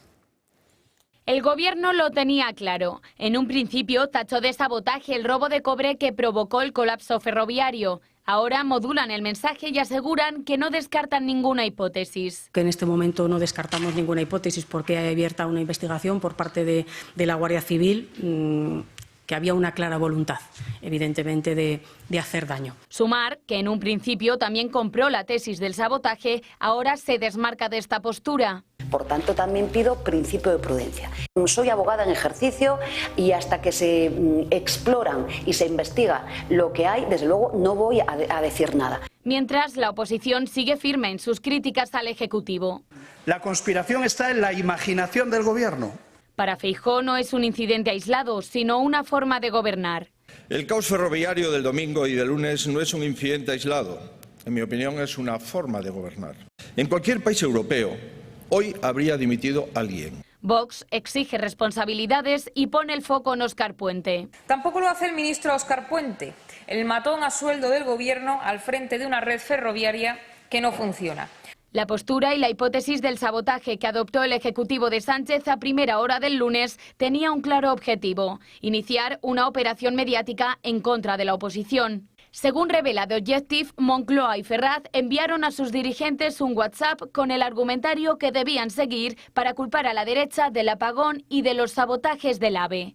Para los investigadores, la principal hipótesis es un robo de cable común. La Guardia Civil asegura haber detectado el mismo modus operandi con otras sustracciones en vías ferroviarias españolas. A pesar de ello, el ministro Óscar Puente sigue firme en su versión del sabotaje. Bueno, en fin, esa es la situación que hay, porque no solo estamos hablando del caos de este domingo, sino de meses y meses con incidencias constantes, ya no solo en el AVE, la operación de Chamartín, en el cercanías también de la Comunidad de Madrid. Bueno, Francas y yo aquí les hemos relatado día tras día algunos de los episodios. Podríamos hacer un mini espacio cada día, sí, o tú o yo, sobre la última. ¿Qué nos ha pasado hoy con el cercanías? Y lo cierto es que de momento parece que esto va a seguir así, Pablo, porque no hay soluciones. Esto, hombre, la verdad que no sorprende a nadie, yo creo, ¿no? que haya fallado el tren, que viene fallando desde hace, lo estás diciendo, ¿no? Desde hace meses, incluso años. Yo recuerdo ahora mismo que en 2018 el Partido Popular dejó un plan de inversión en cercanías, y yo no sé si también en alta velocidad, de 5.000 millones de euros plurianual para hacer las inversiones que hacía falta, que se quedó en un cajón y que no se ha ido ejecutando porque han tenido que estar pasteleando, dando cosas a unos socios, dando cosas a otros y sacando dinero de ahí para poder llegar a estar ahí gobernando, ¿no? Entonces, estos son síntomas pues, de cuando hay un desgobierno. No solamente es que no gobiernen mal, sino encima son incapaces de llevar las cosas a cabo. Quieren sacar un plan de inversión en cercanías, seguramente no tengan ni siquiera el apoyo para poder sacar los presupuestos para poder llegar a ejecutarlo, ¿no? Entonces, esto es un síntoma de esa pudredumbre en la que se asienta el Partido Socialista ahora mismo en el gobierno, con falta de inversiones, con dejadez de funciones. Además, por cierto, se habla de sabotaje, se habla de las posibilidades. Rápidamente, el lunes, y esto yo creo que es importante que lo tengamos presentes todos, el lunes acusaron a la empresa Iryo de que podía haber sido un tren suyo el que se había llevado a la catenaria. Parece que la catenaria explotó antes. Ahora. Parece ser que había sido antes. Tuvo que salir la empresa privada a defenderse de los ataques que se estaba haciendo con una versión oficialista sobre lo que había ocurrido, que tienes que ir contra todo el aparato mediático. Lo hicieron la semana anterior también con los operadores eléctricos y lo está haciendo hoy el presidente del Gobierno en el Congreso de los Diputados. Es decir, que el Partido Socialista es Podemos a estas alturas, pues le falta la coleta a Pedro Sánchez para estar ahí en el Congreso de los Diputados, ¿no? Pero quiero decir que esto nos atañe a todos, ¿no? Quiero decir, las empresas privadas pueden ser en cualquier momento objeto de ataques, cualquier fallo que pueda haber en España. Y apunten la siguiente fecha, 18 de mayo, porque ese día en el Toro Televisión vamos a emitir el siguiente documental, Canarias, la demolición controlada del paraíso, que ha realizado Miguel Rix, que también ha estado en otros documentales que hemos emitido en esta casa, como Yerma 2030, por ejemplo. Hablamos con él porque tenemos ya conexión en directo. Miguel, muy buenas tardes, ¿qué tal estás? Hola Belén, encantado, muy bien. Bueno, lo que vamos a ver en los minutos de este documental es una mirada crítica hacia todo ese abandono institucional que tiene que sufrir Canarias y también una llamada a recuperar su rumbo, porque estamos hablando no solo de la inmigración ilegal, sino también del tráfico de personas, de que se señala el papel, cómo actúan diferentes mafias en nuestro país, como las ONGs y también la clase política, pero también una mirada hacia otras cuestiones como el turismo, lo que se está haciendo con las islas, ¿no? Es una demolición controlada de un paraíso que es nuestro por historia, que es las Islas Canarias, que parece que de un tiempo a esta parte se han dejado a la mano de Dios, al igual que puede pasar con Ceuta y Melilla, ¿no? Por poner un ejemplo. En Canarias no solamente está la invasión descontrolada de todo África, con la connivencia, por supuesto, de prácticamente todos los políticos, gracias a Dios, no todos, y con el, por así decirlo, el enriquecimiento de un montón de ONGs que se señalan, de organismos no gubernamentales, que son los principales valedores de todo este tráfico humano, esta trata de negros, que se está haciendo con dinero que encima estamos pagando los españoles. Eso por un lado, pero es que hay, como te decía, hay un plan, y eso es lo que queremos reflejar en el documental, que es un plan que se está llevando a cabo de forma inexorable y que, bueno, afortunadamente en los últimos tiempos hay un sector, tanto en Canarias como en el resto de la península, que está empezando a darse cuenta de él, pero no es suficiente. Entonces esto tenemos que frenarlo porque si dejamos estabais hablando del gobierno actual, yo creo que no hemos sufrido yo ya no diría incapacidad, es que esto, insisto, están siguiendo un plan para destruir nuestra nación y lo están llevando a cabo a la perfección si nos ponemos a mirar los resultados objetivamente. Y Canarias es el ejemplo y el paradigma de todo esto. Los desastres naturales también salen en el documental. Hace muy poquito hemos sufrido toda España, y sobre todo en Valencia, con la mal llamada Dana, que no es otra cosa que gota fría y que desembalsamiento de pantanos. Pantanos que a su vez van derribando por orden de la Unión Europea.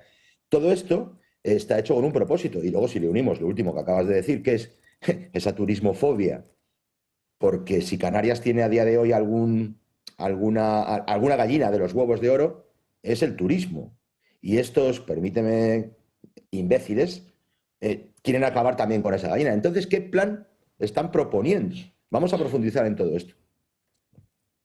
Bueno, y lo vais a hacer además escuchando a una veintena, 15 personas a través de unas entrevistas en profundidad y que conocen muy bien todos estos asuntos de los que has hablado.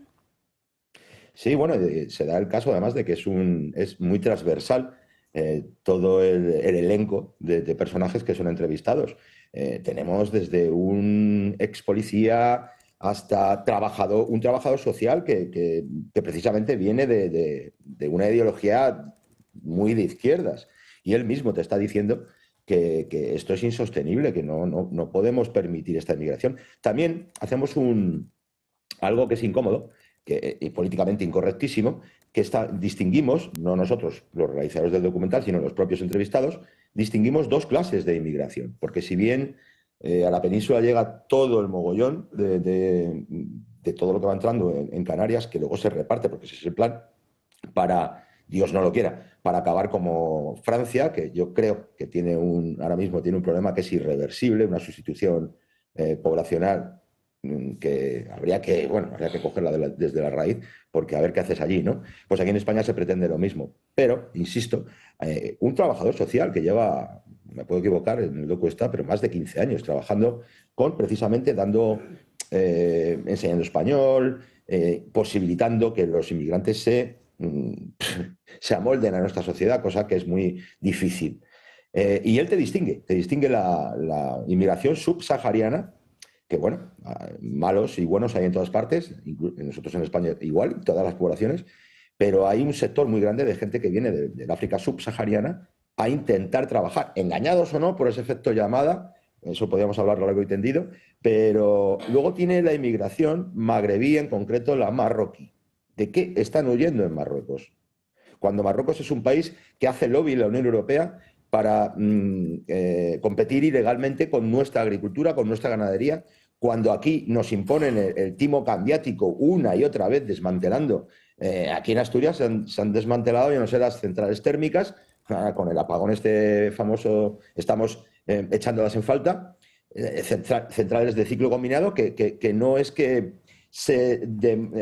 vayan al suelo y se entierren, ¿no? Se las llevan a Marruecos. Entonces esto es ilógico. ¿Por qué aquí, si estamos contribuyendo, entre comillas, al calentamiento global, resulta que en Marruecos ya no pasa? Todo esto, encima nos están mandando toda la población.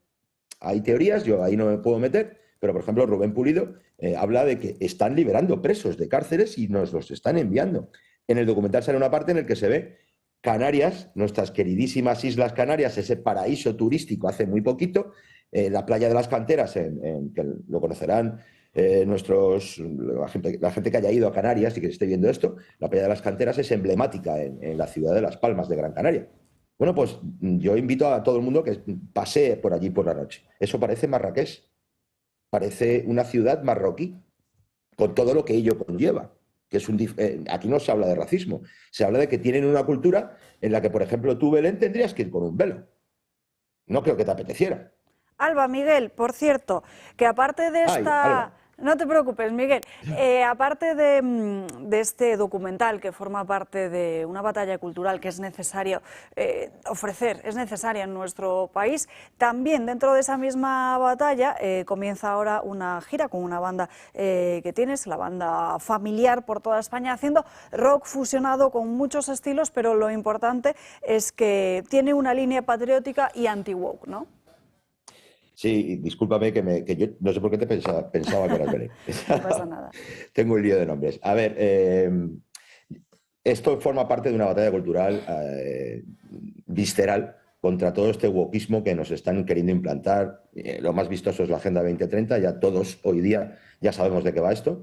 Aunque digan que muchos que la defienden, es muy poquita la gente que puede defender esta atrocidad, porque ya estamos viendo lo que significa.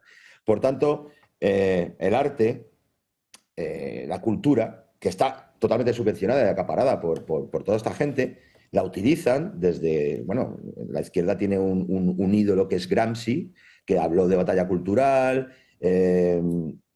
Para ellos es fundamental ganar el relato mediante la cultura. Entonces hay que contrarrestar de todas las formas posibles. Mi mujer, mi hijo y yo, que lo estáis viendo en el vídeo, somos los mismos que hacemos los documentales, los mismos. Pero resulta que somos músicos. Mi mujer y yo llevamos más de 40 años haciendo música, lo dejamos un tiempo para hacer los documentales, pero mi hijo creció. Y él toca tan bien la batería que dijimos, oye, ¿y si formamos una banda de rock patriota y nos juntamos con los amigos y hablamos de lo que no hablan todos estos subvencionados pagados?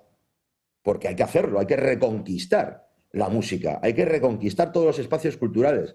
Entonces yo sé que la gente que puede ver el Toro, estoy convencidísimo, no son gente de ir a conciertos, de que les pueda gustar el rock, pero esto va más allá del rock, ¿no? Es un bueno, rock se ruidoso, sorprendería, seguramente. Bueno, sí, seguro. Pero bueno, me consta que hay mucha gente de mi edad, yo tengo 53, que crecieron con el rock porque hace 30, 40 años el rock significaba un acto de rebeldía contra un sistema impuesto.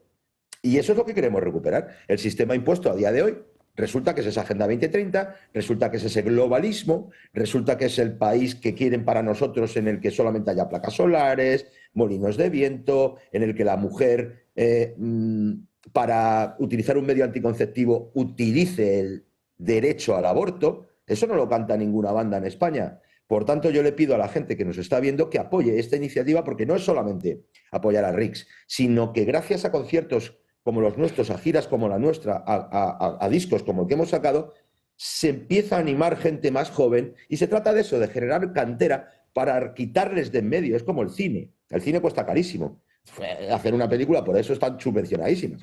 El cine cuesta carísimo, pero un documental pues lo puedes hacer un poco más barato con unos medios, digamos, familiares. Pues en todo hay que recuperar la cultura. Llegaremos al cine, pero de momento vamos por pasos. Y para eso es fundamental que les guste o no les guste, señores, señoras, el rock, los conciertos, apoyen esto para que se genere una cantera y se recupere un circuito que se lo han quedado, como dirían por ahí, por la patilla. Ellos han acaparado todo el rock, toda la música, y resulta que tenemos un país en el que no se puede decir viva España en un concierto, pero ¿cómo es esto? Bueno, gracias a Dios sí que es cierto que hay poco a poco cada vez más gente que empieza a abrir los ojos. Miguel, viernes 16 de mayo en Sevilla, sábado 24 de mayo en Madrid, sábado 31 de mayo en Valencia, sábado 7 de junio en Bilbao, domingo 8 de junio en Santander, viernes 13 de junio en Vigo, sábado 14 de junio en Oviedo. Información y entradas en www.miguelrix.com. Un fuerte abrazo y muchísimas gracias por estar con nosotros en directo. Un inciso, Alba, un inciso. Sí. Y además, el sábado 17 de mayo, después de Sevilla, concierto gratuito además, vamos a tocar en Vecilla de Valderaduey, que eso está en Valladolid, pero está aquí distante, entre León, Zamora, todo el centro de León y de Castilla, y es gratis. Y vamos a hacer un concierto gracias al sector primario que allí se juntó para defender nuestro sector primario contra el Pacto Verde. Así que toda la gente de la zona de León y de Valladolid que se meta en mi web, que ese concierto es gratis además, el 17, ¿vale?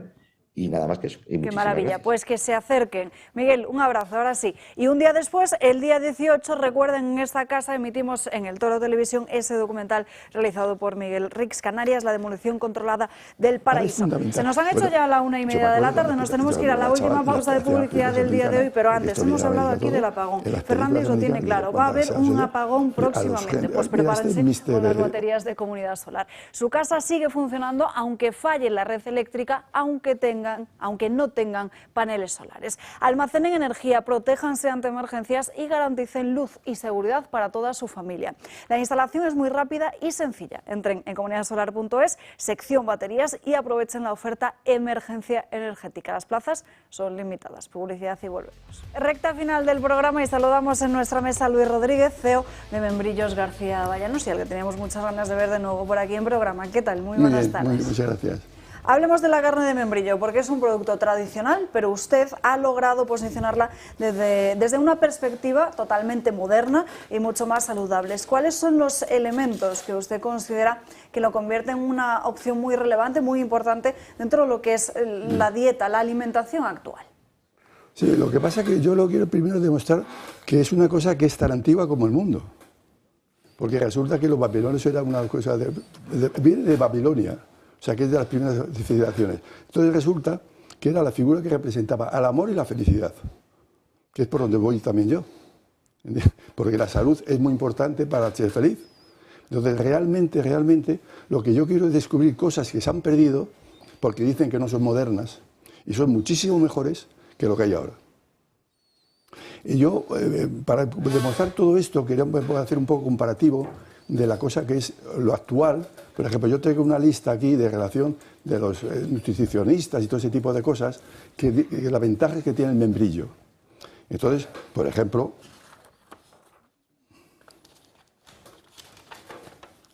es rico en nutrientes, o sea, todo lo que es minerales, tiene todo eso. Natural, porque hoy día no es natural. O sea, lo que dicen los médicos, que dicen que es que este alimento tiene no sé qué, no. Lo que tiene es un producto químico que tiene eso, pero la alimentación no tiene eso, porque la alimentación no ha sido producida en la tierra correspondiente, ni ha sido producida todo el tiempo necesario para que tenga el riesgo que tiene. O sea, se coge verde, por lo tanto la fruta que se coge o la verdura no tiene lo que dicen. Y sin embargo, el membrillo tradicional, sí lo tiene. Rico en nutrientes esenciales. Beneficios para la piel. Yo tengo 84 años. No tengo piel de 84 años. Mi expresión de ojos, todo. Beneficios para la piel. Apoyo para las salud cardiovasculares. ¿Por qué? Porque realmente yo con el membrillo limpio todo el recorrido de la sangre, la limpio. Y entonces eso es mucho más difícil para que no... El colesterol es que se va pegando toda la sangre a las paredes y entonces se va parando. Entonces el cuerpo humano es un ser en movimiento continuamente, que tiene la compensación del descanso y la alimentación. Nos están quitando las tres cosas. Ni nos movemos porque nos paramos, porque a los niños de pequeñitos les paran para que estén 3 horas por el chisme ese. Y claro, lo que estamos haciendo es vagos y perezosos. A ver que a los 20 años los pone derechos. Pero cuando hablamos del proyecto García Avallano, don Luis, no solo hablamos precisamente, como usted señalaba, de un negocio familiar, sino también de una visión a largo plazo, esa necesidad de equilibrar también la tradición con la necesidad de convertirla en una innovación, ¿no? Sí, porque es que yo me he visto, por ejemplo, yo por una serie de circunstancias me encuentro a los 30 y tantos años en unas condiciones muy malas, negativas físicamente y mentalmente. Entonces, tengo dos soluciones, o pegarme un paseo para perderme o hacer algo positivo por mí. Entonces ya está por lo positivo y me costó muchos años. Primero recordar que el membrillo era muy bueno, que lo había conocido de pequeñito. Y empieza muchas cosas y entonces me encuentro que cada vez estoy mejor. Entonces hago mi programa desde los 40 años hasta los 80, que es otra cosa que hago yo. Ahora, por ejemplo, es que hay gente que está muy sana, está bien, sí, pero nadie hace un programa a 80 años, o sea, a 40 años más. Entonces yo eso lo hago. Entonces cuando yo llego a los 80 años, me encuentro que estoy francamente bien. Entonces digo, ¿por qué este proyecto mío de salud no lo puedo extender al exterior, que le va a venir muy bien? Y entonces estoy en ese momento. Estoy en el momento que yo, desde los 80 a los 83, 84, que está actualmente, quiero hacer un proyecto a muchos más años. Entonces mi proyecto siguiente es a llegar a los 100 en buenas condiciones. Y ese es mi reto en este momento, en el cual necesito cierta ayuda porque yo solo no puedo hacerlo. Pero creo que es bueno para todos. Fundamentalmente para Europa y para España, profundamente. ¿Cuáles son las garantías que ofrece García Avallano para mantener lo que es la calidad y también el propósito de esa propuesta a lo largo del tiempo? La garantía realmente soy yo. Entonces, si yo salgo para adelante, es una posibilidad de que todo esto que sea una realidad. Porque hasta ahora realmente me dice la gente, por ejemplo, me dice la gente, qué bien te veo, que no sé qué tal. Ya me gustaría llegar a mi edad, a tu edad, cuando tengas tu edad, y yo le digo, ¿pero tú haces algo? No. Entonces es muy difícil. Hay que hacer algo, si buscas salud, tienes que buscar qué es lo que tienes que hacer para encontrar la salud. Y para encontrar esa salud, precisamente ese membrillo, del que creo que Francas quiere hacerte alguna pregunta. Sí, a ver, porque yo ya llevo unos cuantos días que soy usuario del membrilito este. Lo que más me ha asombrado no es el efecto sobre la piel, que aún le falta tiempo para notarlo, sino que está de fruta mamá, o sea, está cojonudo, ¿eh? Con lo cual eso es un peligro, y por eso quiero preguntar, porque yo he tomado la decisión de tomarlo por la mañana, al mediodía y por la noche. Claro, eso tiene un problema, que se acaba la caja enseguida, pero sobre todo, ¿cuándo es mejor tomarlo? Porque 3 veces al día a mí me parece que es mucho, sobre todo también porque vuela, vamos, pues está buenísimo, ¿eh? Yo normalmente lo hago, esta época estoy entrenando por la tarde, entonces yo normalmente lo hago por la tarde o por la mañana temprano. ¿Por qué? Porque realmente, por ejemplo, una de las cosas que yo noto de mi salud, por ejemplo, es que yo aguanto entrenamiento de 2 horas o 2 horas y pico y sinceramente me encuentro fenomenalmente y no estoy nada cansado. Lo cosa que es dificilísimo encontrar a estas edades, porque yo soy deportista hace muchos años y eso no lo han notado siquiera los de 20 y tantos años. Entonces, realmente yo estoy experimentando algo que es difícil de contar, a no ser que esto sea duradero y yo vaya poco a poco. O sea, yo estoy estudiándome a mí mismo, para lo cual quiero ir desarrollándolo luego después. También Miguel Ángel Durán tiene una pregunta. Solo una pregunta que a mí me importa. No será incompatible con tomarme una copita de vino, ¿no? No. Al revés, seguro que es compatibilísimo. No hay nada. Pues ya está. Si es bueno el vino, ¿eh? Sí. No hay nada. Si es bueno el vino. Si es bueno el vino, claro. Y quiero decir una cosa, ni el mismo azúcar, que es el enemigo o tal, es enemigo. Porque lo que pasa es que al contrario, el azúcar es complemento ideal, porque si no, esto no es real. Tiene que ser membrillo y azúcar, porque eso es la masa que constituye todo lo que te encuentra luego en el cuerpo, porque es lo que va a circular por todos los sitios. Y el azúcar es fundamental para el aparato digestivo y para el cerebro. Pues ya lo saben, llamen a ese número de teléfono que están viendo en sus pantallas, que es el 671 33 18 47. Don Luis, un placer volver a ver. Muchas gracias. Nos vamos ahora con otro asunto, nos vamos con el tema de la reducción de la jornada laboral y todo el lío político que ha habido en estas últimas horas con este tema. De 40 horas a 37,5 semanales. El Consejo de Ministros da luz verde a la reducción de la jornada laboral. Ha sido pactado entre el Ministerio de Trabajo y los sindicatos. Ahora pasará al Congreso como proyecto de ley por la vía de urgencia. Yolanda Díaz afirma que con esta reforma se avanza a una España mejor. Y hacemos algo que es mucho más importante, ayudar a que la gente sea un poco más feliz. Y le hablamos al conjunto de los españoles y las españolas. A esos españoles y españolas, muchos que como nosotros y nosotras no ven apenas a sus hijos o hacen que sus padres y sus madres vayan a recoger a sus hijos al colegio sencillamente porque no les da la vida. La política sirve para esto. En el camino para llevar a cabo la reforma, el Gobierno se está encontrando con baches provenientes de sus socios. Junts tiene clara la respuesta. Volíem deixar claríssima la nostra posició, que és un no a una llei que s'ha negociat només amb el lobby sindical espanyol i que colla els de sempre. No a les grans empreses, sinó a la petita i mitjana empresa catalana i també als autònoms catalans i, per tant, que posa en risc molts llocs de treball. Según las declaraciones de Miriam Nogueras, el Gobierno no va a tener su apoyo y Yolanda Díaz lanza un mensaje al Partido Popular para hacerle responsable para que emita un voto favorable. La pregunta es sencilla. ¿Va a maniobrar el señor Feijóo para tumbar la reducción de la jornada laboral? ¿Va a hacer lo que hizo con la reforma laboral? ¿Quiere dañar a su país? Los populares han respondido a la ministra de Trabajo. Lo que no existe es consenso y que antes de impulsar esta propuesta por parte del Gobierno de España debiera haber trabajado con los agentes sociales. Vox, por su parte, declara que la medida no tiene sentido, entre otras cosas, porque no hay trabajo. Una medida realizada a espaldas de la realidad social y económica de España. Y no nos hace falta saber qué es lo que piensan ni los votantes de Vox, ni los votantes del PSOE, ni los votantes del PP. Es puro sentido común. Yolanda Díaz y el departamento que dirige quieren que la medida entre en vigor en 2025. Economía desea que se priorice el apoyo a las empresas antes de que se apruebe, pero primero tendrán que buscar el beneplácito del Congreso. Bueno, Marín, esto no va a ser, desde luego, un trago fácil para muchas empresas en nuestro país. Muy buenas tardes. Muy buenas tardes, Alba. No lo va a ser. El Gobierno aprobó ayer ese proyecto de ley para reducir la jornada laboral de las 40 horas semanales actuales a las 37 horas y media. Hay que recordar que el Ejecutivo llevaba ya un año detrás de esta reforma y que solo ha contado con el apoyo de los sindicatos, pero no de los empresarios. Esta medida va a afectar a unos 12 millones de trabajadores en empresas privadas y va a suponer un coste adicional para las empresas de hasta 24.000 millones de euros. Las que más van a ser las afectadas van a ser sobre todo las pymes, porque según estimaciones esto podría costar más de 5.000 euros al año para ellas.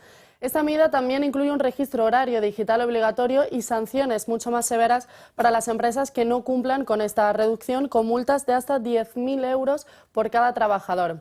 Y esto no es todo, porque ATA está denunciando que la ministra de Trabajo ha colado en ese decreto su nuevo modelo de cálculo del SMI. Ahora quiere que el salario mínimo llegue hasta los 1.200 euros netos mensuales, es decir, cobrar más pero trabajar menos. Los expertos y los trabajadores, sobre todo del sector hostelero, ya avisan de que esta reducción de la jornada que se aprobó ayer va a costar mucho más empleo de los que se pretende crear con ella. Veremos también si finalmente sale adelante y si sale, cuál es su coste, pero en algunos trabajos, y aquí lo hemos hablado en muchas ocasiones, los horarios pueden ser desde luego una auténtica locura, porque claro, el día tiene 24 horas, 4 turnos, pues 8 y 8, y está perfectamente organizado así. Es absurdo, y no solamente por esa razón, sino es que además es que cada empresa es un mundo. Y cada colectivo de trabajadores también. Es decir, en determinadas empresas pues se llega a acuerdos con los trabajadores o con determinados trabajadores en función también de la productividad que existe.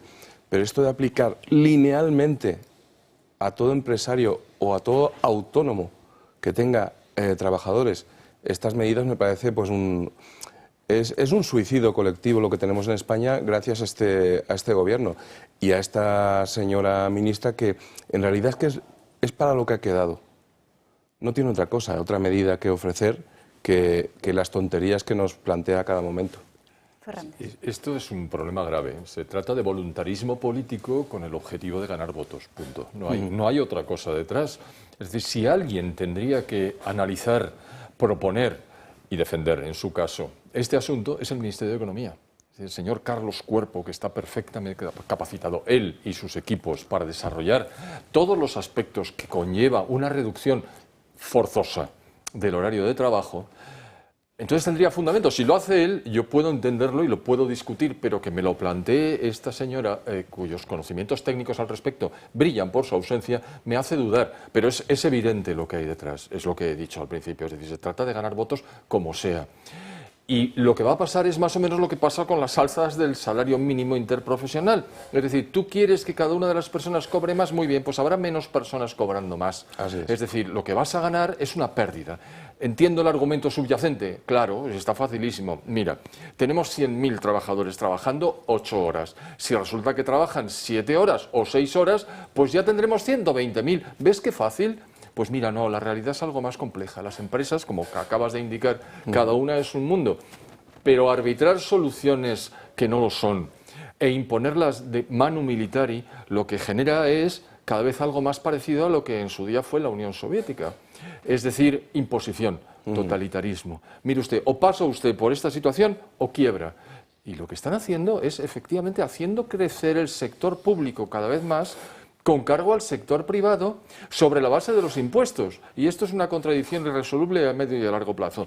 No va a haber nadie que genere los impuestos necesarios para que usted haga sobrevivir un sector público que tiene una hipertrofia absoluta. Pero da igual, esto es un asunto político, no es un asunto técnico, que es lo que debería ser. Así es que, así como antes teníamos garantizado el próximo apagón, lo que tenemos garantizado con esto es un desastre económico. Fantástico. Sí, a ver, no, yo ya dije en su momento sobre ese tema, pero la productividad española es de las más bajas de Europa y está por debajo de la media europea. Lo digo para ir aplaudiendo. Entonces, ¿cómo se consigue destrozar la productividad de un país? Pues teniendo a esta ministra mandando, por ejemplo, o a los sindicatos españoles organizándonos la vida. da toda la sensación de que el objetivo del gobierno no es que aumente la productividad, sino que le voten, como decías tú ahora, los trabajadores, sobre todo aquellos que quieren trabajar menos y cobrar más. Es decir, los que no hacen, como decía un amigo mío que se llamaba Jordi Pujol en su momento, los que no hacen país. No fan país, ¿no? Los que no hacen país hay que... O sea, y eso es muy importante hacerlo desde pequeñitos. O sea, en la educación no primemos el esfuerzo, sino primemos simplemente el número. O sea, la edad y tal, todos aprobados, vayan pasando, para hacer... Eso como acaba, haciendo todos ovejas. Con un único pastor que se llama Pedro Sánchez o el que toquen en su momento, pero son ovejitas cariñosas que dan lana y que como es muy caro ya ni siquiera se les quita la lana. Vamos mal, o sea, el gobierno está pensando en eso, no en que España mejore.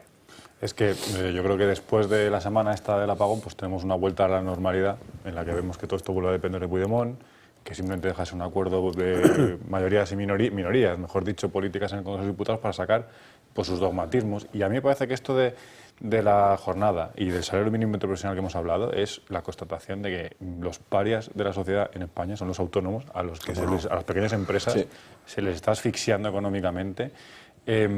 Todas las medidas, esclavos más que parias, no sé si esclavos. Bueno, más esclavos, sí, pero vamos, son los que están apartados y que las políticas económicas nunca van a por ellos, nunca van a que la gente pueda su proyecto económico o su proyecto de vida llevarlo a cabo, dar de trabajar a gente, dar un sueldo, ¿no? Dar de trabajar a familias y que pueda prosperar la sociedad. Había datos otro día, ¿no?, de que el paro había reducido. Yo veía datos hace poco que eran muy reveladores de que el salario medio en 2007 en España y en 2025 era muy parecido, era prácticamente igual, y que ahora mismo, teniendo muchos más trabajadores, porque tenemos más población, las cotizaciones son las mismas que en 2007. Es decir, estamos ganando menos y lo que estamos haciendo es asfixiar a la gente para llevar esos salarios mínimos a unas alturas absurdas, quitándoles de la cotización del IRPF, por ejemplo, y haciendo un sistema que va a quebrar. O sea, nos están llevando igual que decíamos que por criterios técnicos ingenieriles nos llevan a un apagón. Y medias jornadas, Pablo. Nos están llevando, medias jornadas. Nos están llevando a ese absurdo. El crecimiento, un último dato que recordaba, en la Comunidad de Madrid el crecimiento de autónomos, con yo creo que medidas más liberales económicamente que permiten un poco que se pueda la gente ordenar más la vida, pues da el doble de crecimiento de autónomos que en el resto de España, claro. Y España tira y Madrid tira de España. Las horas trabajadas han bajado, con lo cual si han bajado las horas trabajadas es que los trabajadores que trabajan menos horas. Claro. ¿Y por qué trabajan menos horas? Porque los empleos ahora mismo son parciales. Y fijos discontinuos. Y fijos discontinuos no son empleos, pero los otros son parciales, con lo cual, claro, tienes contratos a punta pala, los que se hacen cada mes, pero de una birria de contratos. Y así nos va. Los comentarios que habéis realizado me han hecho pensar en la escasa representatividad de la Asociación de Trabajadores Autónomos y la poca guerra que dan al gobierno.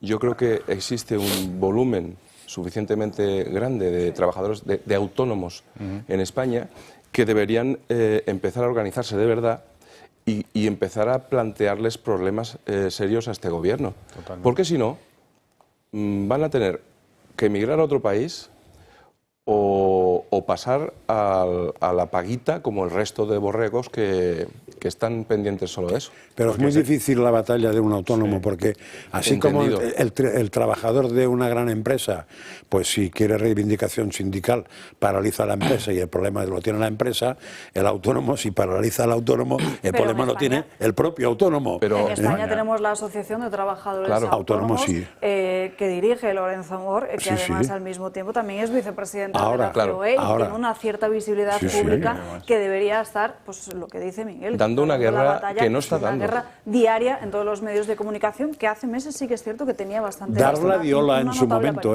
Sí, pero yo me da la sensación es como lo que ocurre con los políticos. Cuando llegan al cargo, la cosa... Es que antes no era vicepresidente de la COE, ¿eh? Claro. Y entonces hubo una fusión o no sé qué. Ahí está. Igual ahí se lió. Yo lo conozco de antes y era un batallador. Sí. Ahora no lo sé. No, quería decir que Que hombre, que es cierto, un autónomo día que no trabaja, día que no cobra, pero sí que existen las movilizaciones, manifestaciones, se pueden hacer cosas. Sí, hay medios, pero no los de los otros. Hombre, evidentemente, de los funcionarios no son liberados. Por cierto, más asuntos. El juez que instruye el caso Koldo en el Tribunal Supremo ha enviado esta misma mañana un auto para localizar el domicilio actual de Claudia Montes, que ayer estaba citada a declarar, pero no ha aparecido porque dice que no fue notificada de forma oficial. Esta misma mañana el magistrado Leopoldo Puente ha emitido este auto donde pide comprobar efectivamente si tiene otro domicilio y además exige también a Israel, que es la empresa pública que la fichó presuntamente por mediación del que fuera ministro José Luis Ábalos, que aporte una serie de información relativa sobre esa contratación, entre ello el proceso, cuáles eran el resto de candidatos, si se llegó a entrevistar en algún momento a Claudia Montes y si se llegó a hacer, que les indiquen quiénes son los nombres de las personas que finalmente entrevistaron a esta mujer. Además, en el día de ayer, el caso Begoña Gómez, que suba una nueva persona muy cercana al propio Pedro Sánchez, porque imputó al delegado del Gobierno en Madrid.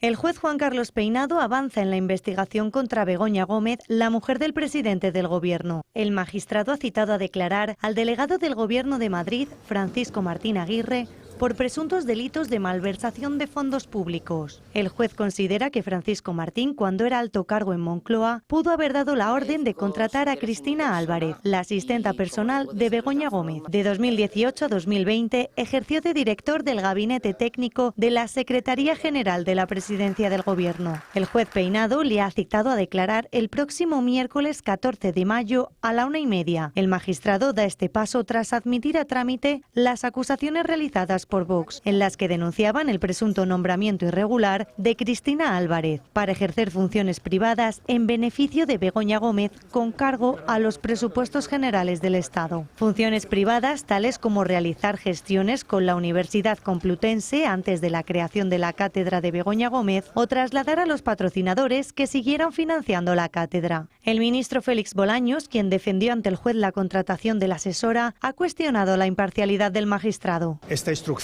ya no es motivo de preocupación para la gente honesta y con la conciencia tranquila que se está viendo afectada. Es motivo de preocupación máxima para todos los que defendemos el buen nombre y la imparcialidad de los jueces y magistrados de nuestro país. En paralelo a esta nueva imputación, el juez Peinado ha pedido a la Universidad Complutense de Madrid que detalle quién fue la persona encargada de contratar a Blanca de Juan de Castro como coordinadora del máster dirigido por la esposa de Sánchez. Quieren conocer dónde tenía físicamente su puesto de trabajo, cuáles eran sus funciones, qué retribución tenía y con cargo a qué partida. Y muchos se preguntarán qué hacer si hay un próximo apagón. Pues prepárense con las baterías de Comunidad Solar. Su casa sigue funcionando aunque falle la red eléctrica, aunque no tengan paneles solares. Almacenen energía, protéjanse ante emergencias y garanticen luz y seguridad para toda su familia. La instalación es rápida y sencilla. Entren en comunidadsolar.es, sección baterías, y aprovechen la oferta emergencia energética. Disculpen, las plazas son limitadas. Nos vamos con Sandro Meco, en Dos Continentes.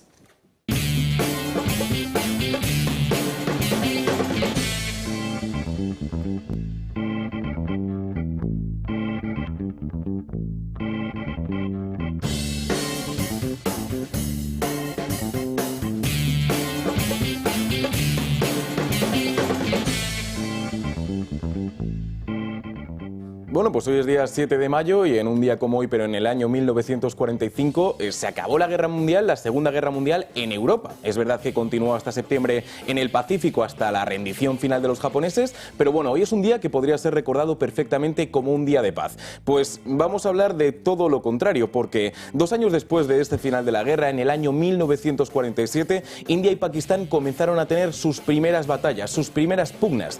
Una tensión que no ha desaparecido con el tiempo, pero que sí ha aumentado, porque si recuerdan bien, hace 2 semanas se produjo un atentado en Pahalgam, en una región de la India, en el que murieron más de 26 personas. La India tenía claro que había sido Pakistán, aunque Pakistán decía que había sido una milicia. Desde entonces hemos visto 2 semanas de acusaciones mutuas que nos han llevado hasta este momento, hasta estas imágenes que están a punto de ver en sus pantallas. El ataque, la respuesta de India a Pakistán. Un ataque que pertenece a esta operación Sindor, que por cierto Sindor es Es un polvo, es un cosmético rojo que se ponen las mujeres casadas en la India en sus cabezas para indicar precisamente que están casadas y que tenía como objetivo, pues nos lo decía precisamente una de las generales del ejército indio. La operación Sindor se ha lanzado para hacer justicia con respecto a las víctimas del ataque terrorista de Pahalgam. Se han localizado y destruido 9 instalaciones terroristas. ¿Y qué nos ha contado Pakistán? Pues esto.